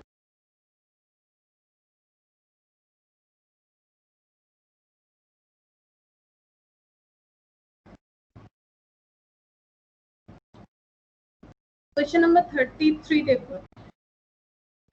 Nathu Sweets supplies a number of product of bankers and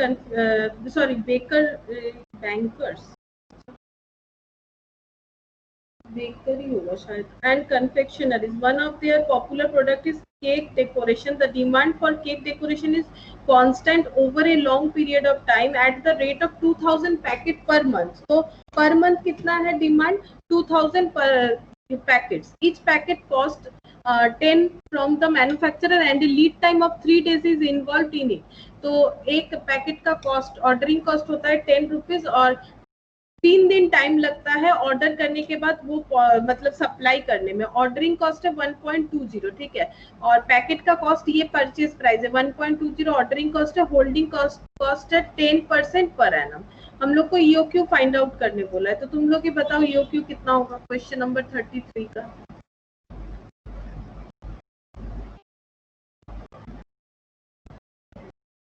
question number 33 का ईओक्यू बताओ। एनुअल कंजम्पशन कितना है? मंथली बता के रखा ना, 2000 पैकेट पर मंथ। तो 2000 इंटू 12, एनुअल कंजम्पशन इतने पैकेट्स हो गए, ठीक है। अच्छा, अब हम लोग को क्या ढूंढना चाहिए ईओक्यू के लिए? Ordering cost. ऑर्डरिंग कॉस्ट 1.20 पर ऑर्डर गिवन है हम लोगों का, और कैरिंग कॉस्ट 10% पर एनम। तो 10 रुपीज पे 10% पर एनम 1, कैरिंग कॉस्ट हो गया 1 रुपीज। ईओक्यू कैलकुलेट कर लो।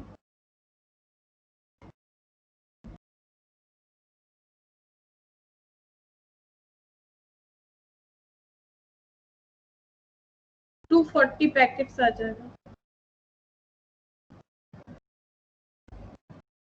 इकोनॉमिक ऑर्डर क्वांटिटी पूछा था, उसके बाद पूछा है कि the cost of ordering and carrying cake decoration per annum. तो ऑर्डरिंग कॉस्ट और कैरिंग कॉस्ट पूछा है। तो ऑर्डरिंग कॉस्ट क्या होता है? Number of order into ordering cost. तो एनुअल कंजम्पशन है 24,000 और एट ए टाइम 240 पैकेट का ऑर्डर है, तो नंबर ऑफ ऑर्डर पता चल गया, और ऑर्डरिंग कॉस्ट है 1.20। तो देखो कितना होगा।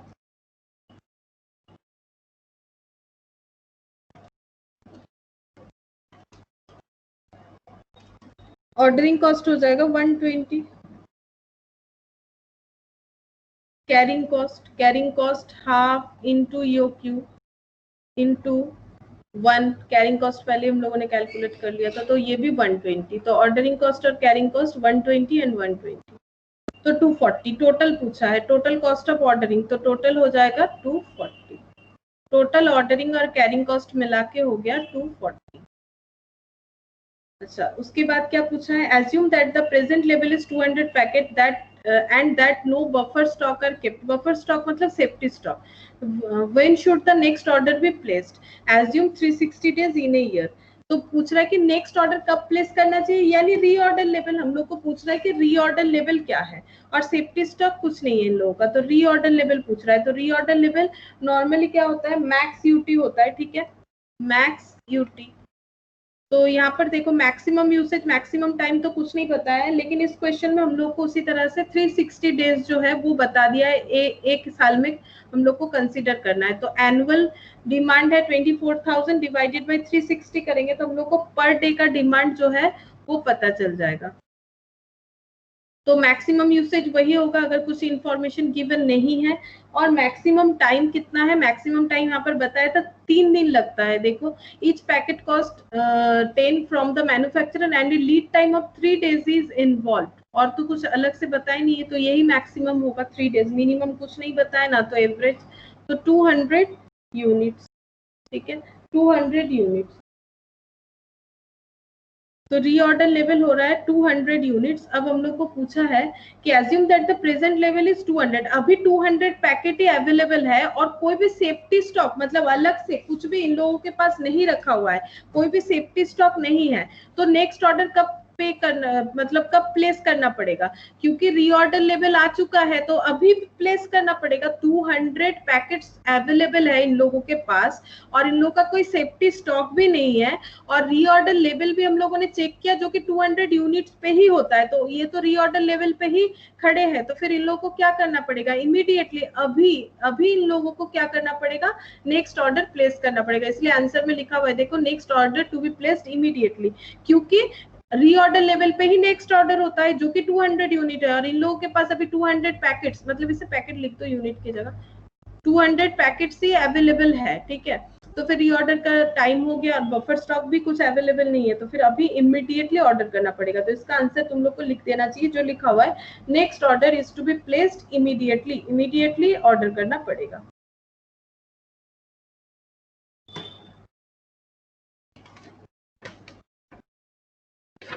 Question number 34 देखो, G Limited produces a product which has a monthly demand of 4000 unit. The product requires a component X which is purchased at 20. तो G Limited प्रोड्यूस करता है एक प्रोडक्ट जिसका मंथली डिमांड है 4000, तो EOQ पूछ के रखा है तो फिर मंथली 4000 है तो ईयरली हो जाएगा 4000 into 12। ये प्रोडक्ट जो है X कंपोनेंट इसमें रिक्वायर होता है इसे प्रोड्यूस करने के लिए जिसका कॉस्ट है 20। For every finish product 1 unit of component is required. एक फिनिश प्रोडक्ट के लिए एक कंपोनेंट तो जरूरी है, that is x. The ordering cost 120, holding cost 10%। तो कौन सा चीज होल्ड करना पड़ेगा, एक्स कंपोनेंट को होल्ड करना पड़ेगा क्योंकि यही रॉ मटेरियल है जो प्रोडक्ट जी लिमिटेड प्रोड्यूस कर रहा है उसका रॉ मटेरियल है एक्स और जिसका परचेज प्राइस है 10, इसे होल्ड करना पड़ेगा। तो होल्डिंग कॉस्ट हो जाएगा 20 रुपीज पे 10%। तो 20 रुपीज पे 10% कितना होता है चेक कर लो, 20 रुपीज पे 10% 2 रुपीज होता है। हम लोग को बोला है EOQ कैलकुलेट करने के लिए।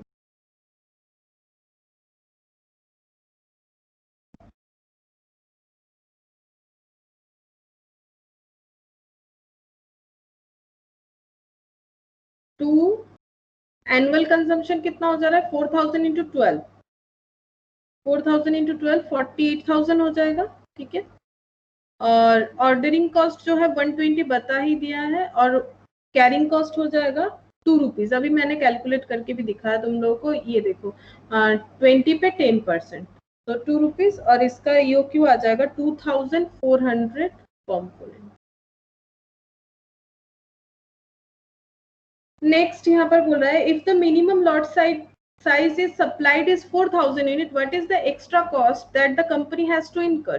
बोल रहा है कि अगर हम लोग 4000 यूनिट सप्लाई करेंगे तो एक्स्ट्रा कॉस्ट क्या है जो हम लोगों को बियर करना पड़ेगा। तो देखो परचेज प्राइस में तो कोई चेंजेस नहीं आएगा, तो सिर्फ ऑर्डरिंग और कैरिंग कॉस्ट चेक करेंगे तो हो जाएगा। तो ये 2400 के लिए लिख लेते हैं और ये 4000 के लिए जो प्रपोजल है 4000। तो ऑर्डरिंग कॉस्ट कैरिंग कॉस्ट, तो 2400 के हिसाब से ऑर्डरिंग कॉस्ट था 48,000 डिवाइडेड बाय 2400 इंटू 120, तो कितना हो जाएगा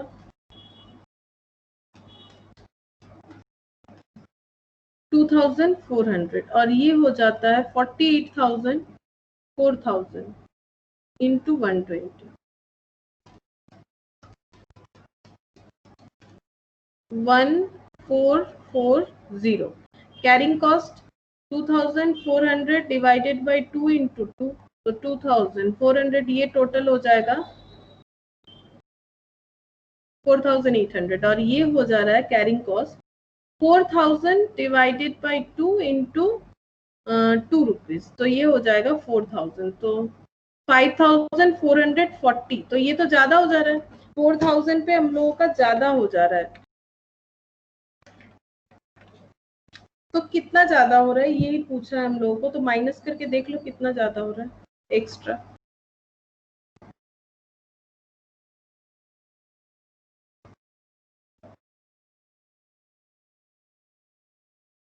$640।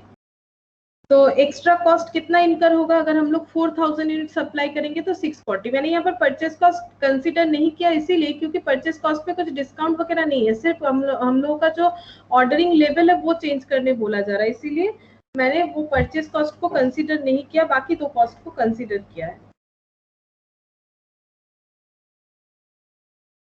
नेक्स्ट देखो, a wholesaler supplies to various shop, dolls are purchased from the manufacturer in lots of 120 each of 1200 per lot। तो एक होलसेलर है जो दुकानों में डॉल्स जो है वो बेचता है और जो खुद मैन्युफैक्चरर से परचेज करता है लॉट में, और एक एक लॉट का प्राइस कितना है 120 ईच फॉर 1200 पर लॉट। 1200 पर लॉट पे खरीदता है, ₹1200 पर लॉट। और एवरी ऑर्डर इनकर से handling charges of 60 plus freight charge 250 पर लॉट। तो फिर कॉस्ट पर ऑर्डर कितना हो जाएगा 60 प्लस 250, ठीक है। इंक्रीमेंटल कॉस्ट जो है वो है 7.60 per year to store a doll in inventory, तो ये स्टोरेज कॉस्ट हो जाएगा। Wholesaler finances inventory investment by paying its holding company 2% monthly for borrowed fund।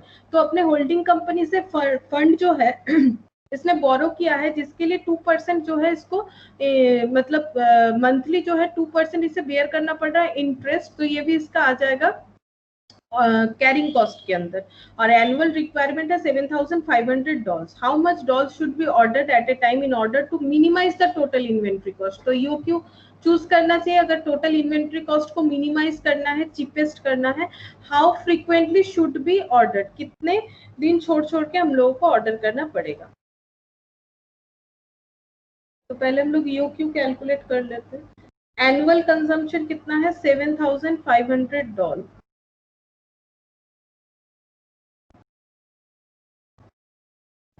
Carrying cost, ordering cost, तो ऑर्डरिंग कॉस्ट तो यहाँ पर बताया था 60 और 250। 60 प्लस 250 310। और कैरिंग कॉस्ट कितना हो रहा है 7.6 और एक 2% इंक्रीमेंटल है फॉर बोरोड फंड, और जो हमें हमेशा परचेज प्राइस के ऊपर लगाना चाहिए। और परचेज प्राइस इन लोगों का कितना है 1200 रुपीज एक्सपेंस होगा अगर 120 एक लॉट में 120 पीसेस आता है और उस पे 1200 का खर्चा होता है। तो बताओ एक एक डॉल का कितना कॉस्ट प्राइस है, 1200 रुपए देना पड़ेगा और 120 जो है लॉट में 120 डॉल आ जाएंगे। तो बताओ एक एक का परचेस प्राइस कितना होगा। एक लॉट डॉल ले लिए हो, ठीक है, एक लॉट डॉल ले रहे हो उसमें 1200 जो है पे करना पड़ रहा है मैन्युफैक्चरर को, और एक लॉट में 120 पीस आ रहा है। तो बताओ एक एक डॉल का कितना परचेस प्राइस है 10, ठीक है 10 रुपीज। तो 10 रुपीज परचेस प्राइस, लेकिन इसमें हम लोग को कैरिंग कॉस्ट क्या करना है पर यूनिट तो मिल गया पर एनम, बट 2% मंथली है तो 2% इंटू 12 करेंगे ईयरली कन्वर्ट करने के लिए, तो इसका अलग कैलकुलेशन करेंगे। तो 10 इंटू 2% इंटू 12 2.4 प्लस 7.6, तो ये हो जाएगा 10 रुपीज, ओवरऑल 10 रुपीज आ गया। तो ईओक्यू कैलकुलेट करना पड़ेगा, तो ईओक्यू कितना हो जाएगा देखो, ईओक्यू हो जाएगा 2, एनुअल कंजम्पशन है 7,500, ऑर्डरिंग कॉस्ट है 310, कैरिंग कॉस्ट है 10, तो ये आ जाएगा $682।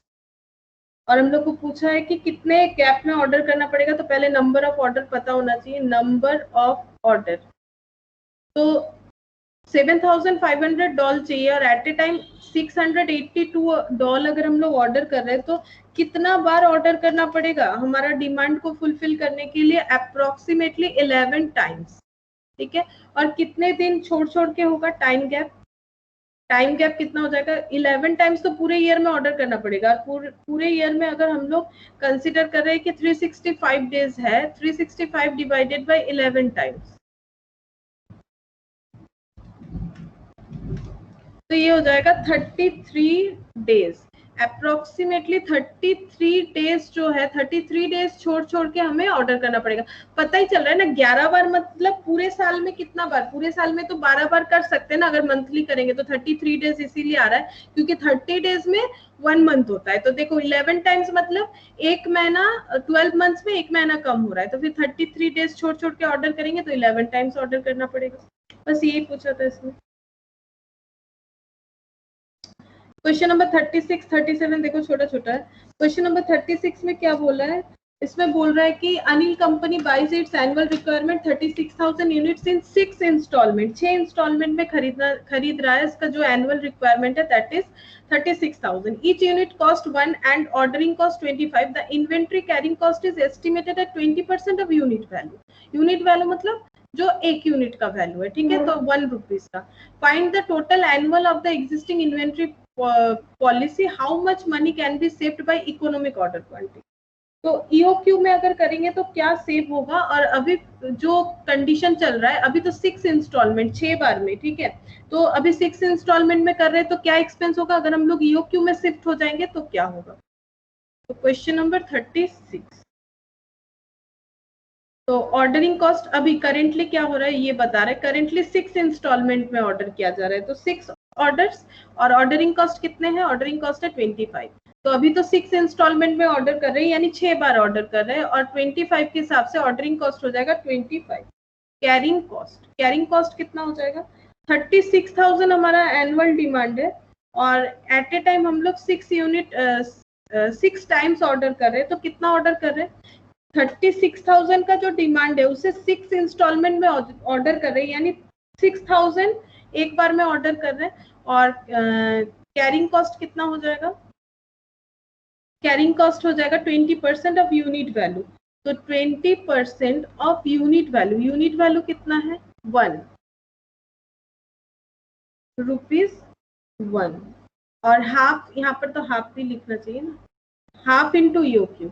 ये देखो क्या होता है, हाफ इंटू ईओक्यू। अब इन लोगों का ईओक्यू क्या होगा, ईओक्यू मतलब एट ए टाइम कितना ऑर्डर कर रहे हैं। अब ये लोग पूरा 36,000 6 इंस्टॉलमेंट में ऑर्डर कर रहा है, तो 36,000 डिवाइडेड बाय 6 करोगे तो पता चल जाएगा। एट ए टाइम 6,000 यूनिट जो है ऑर्डर कर रहा है, और इसका कैलकुलेशन में आ जाएगा 600। तो 750 करेंटली ये हो रहा है, ठीक है। परचेस प्राइस कंसीडर नहीं कर रहे बिकॉज परचेस प्राइस में कोई भी चेंजेस नहीं हो रहा है, ठीक है। परचेस प्राइस में अगर चेंजेस नहीं होगा तो 36,000 इंटू 136,000 ही होगा, चाहे करंट सिचुएशन के हिसाब से ऑर्डर करो दैट इज 6 इंस्टॉलमेंट, या फिर ईओक्यू के हिसाब से ऑर्डर करो। तो पहले ईओक्यू कैलकुलेट कर लेते हैं। ईओक्यू हो जाएगा 2, एनुअल कंजम्पशन है 36,000, ऑर्डरिंग कॉस्ट है 25, कैरिंग कॉस्ट है 20% इंटू 1, तो ये हो जाता है 3,000 यूनिट्स। अब इसका हम लोग कैलकुलेट करेंगे ऑर्डरिंग कॉस्ट और कैरिंग कॉस्ट। तो ऑर्डरिंग कॉस्ट और कैरिंग कॉस्ट, तो ऑर्डरिंग कॉस्ट हो जाएगा 3,000 यूनिट अगर ऑर्डर करेंगे एट ए टाइम, तो 36,000 annual demand according to 3,000 unit कितना बार ऑर्डर होगा, डिवाइड करने से पता चलेगा, इनटू ऑर्डरिंग कॉस्ट। तो 36,000 डिवाइडेड बाय 3,000 इंटू 25, तो 300, इसका एक्सपेंस हो जाएगा 300। और कैरिंग कॉस्ट हो जाएगा half into EOQ into carrying cost per unit per annum, तो 20% 1 इंटू 20%, तो ये होता है 20 पैसा। तो ये भी 300 हो जाएगा, ये भी 300 हो जाएगा, तो ओवरऑल हो जाता है 600, और ये हो रहा है 750। तो ऑब्वियसली हम लोगों को ईओक्यू में शिफ्ट हो जाना चाहिए। ईओक्यू में शिफ्ट हो जाएंगे तो हमारा सेविंग्स हो जाएगा 750 माइनस 600, तो 150 का सेविंग्स हो जाएगा। तो हम लोगों को ऑब्वियसली ईओक्यू के हिसाब से चलना चाहिए, तो हम लोग 150 जो है वो कॉस्ट सेव कर पाएंगे, 150 रुपीज का कॉस्ट सेव कर पाएंगे। ओके तो देखो आज हम लोग इतना ही करते, ठीक है, क्योंकि सारा रिपीटेटिव है, तो तुम लोग एक बार कोशिश कर सकते हो घर पे, क्योंकि देखो अब ये 37, 38, 39 से लेके अप टू 48 तक जो है ना, सारा वैसा ही क्वेश्चन है कि ईओक्यू निकालो, अगर हम लोगों को ऑफर दिया जा रहा है उस ऑफर के हिसाब से हम लोग को चलना चाहिए, या फिर कितना डिस्काउंट हो रहा है, क्या हो रहा है, ये सब सेम क्वेश्चन है। अब सारा ही ईओक्यू है, ईओक्यू छोड़ के कुछ मिलेगा नहीं। अप टू 48 और सारा ईओक्यू का क्वेश्चन दिया हुआ है। तो अभी तो हम लोगों ने कितने तक किया, 36 तक किया, तो तुम लोग ये 37 से कर सकते हो। सारा एक ही जैसा क्वेश्चन दिया हुआ है, 37, 38, ये प्रैक्टिस के लिए दिया हुआ है, ठीक है, ताकि तुम लोग कैलकुलेशन सही करो, ऑर्डरिंग कॉस्ट, कैरिंग कॉस्ट। तो ये होमवर्क रहेगा 37 से लेके 48 तक, 37 से लेके 48 तक, यानी क्वेश्चन 11 क्वेश्चन है जो होमवर्क रहेगा। और नेक्स्ट दिन हम लोग थोड़ा FIFO LIFO, weighted average, simple average सीखेंगे, और इसमें से जिसका जो नहीं होगा वो हम बता देंगे, ऐसे तो होना चाहिए, ठीक है। और सारे में आंसर्स दिए हुए हैं, तुम लोग इससे टैली कर सकते हो, कोई भी प्रॉब्लम नहीं होगा। तो तुम लोग इसे जरूर प्रैक्टिस करो ताकि हम लोग फीफो लिफो कर पाए, ठीक है, क्योंकि ये होने वाला समस्या, ऐसा नहीं है कि नहीं होगा।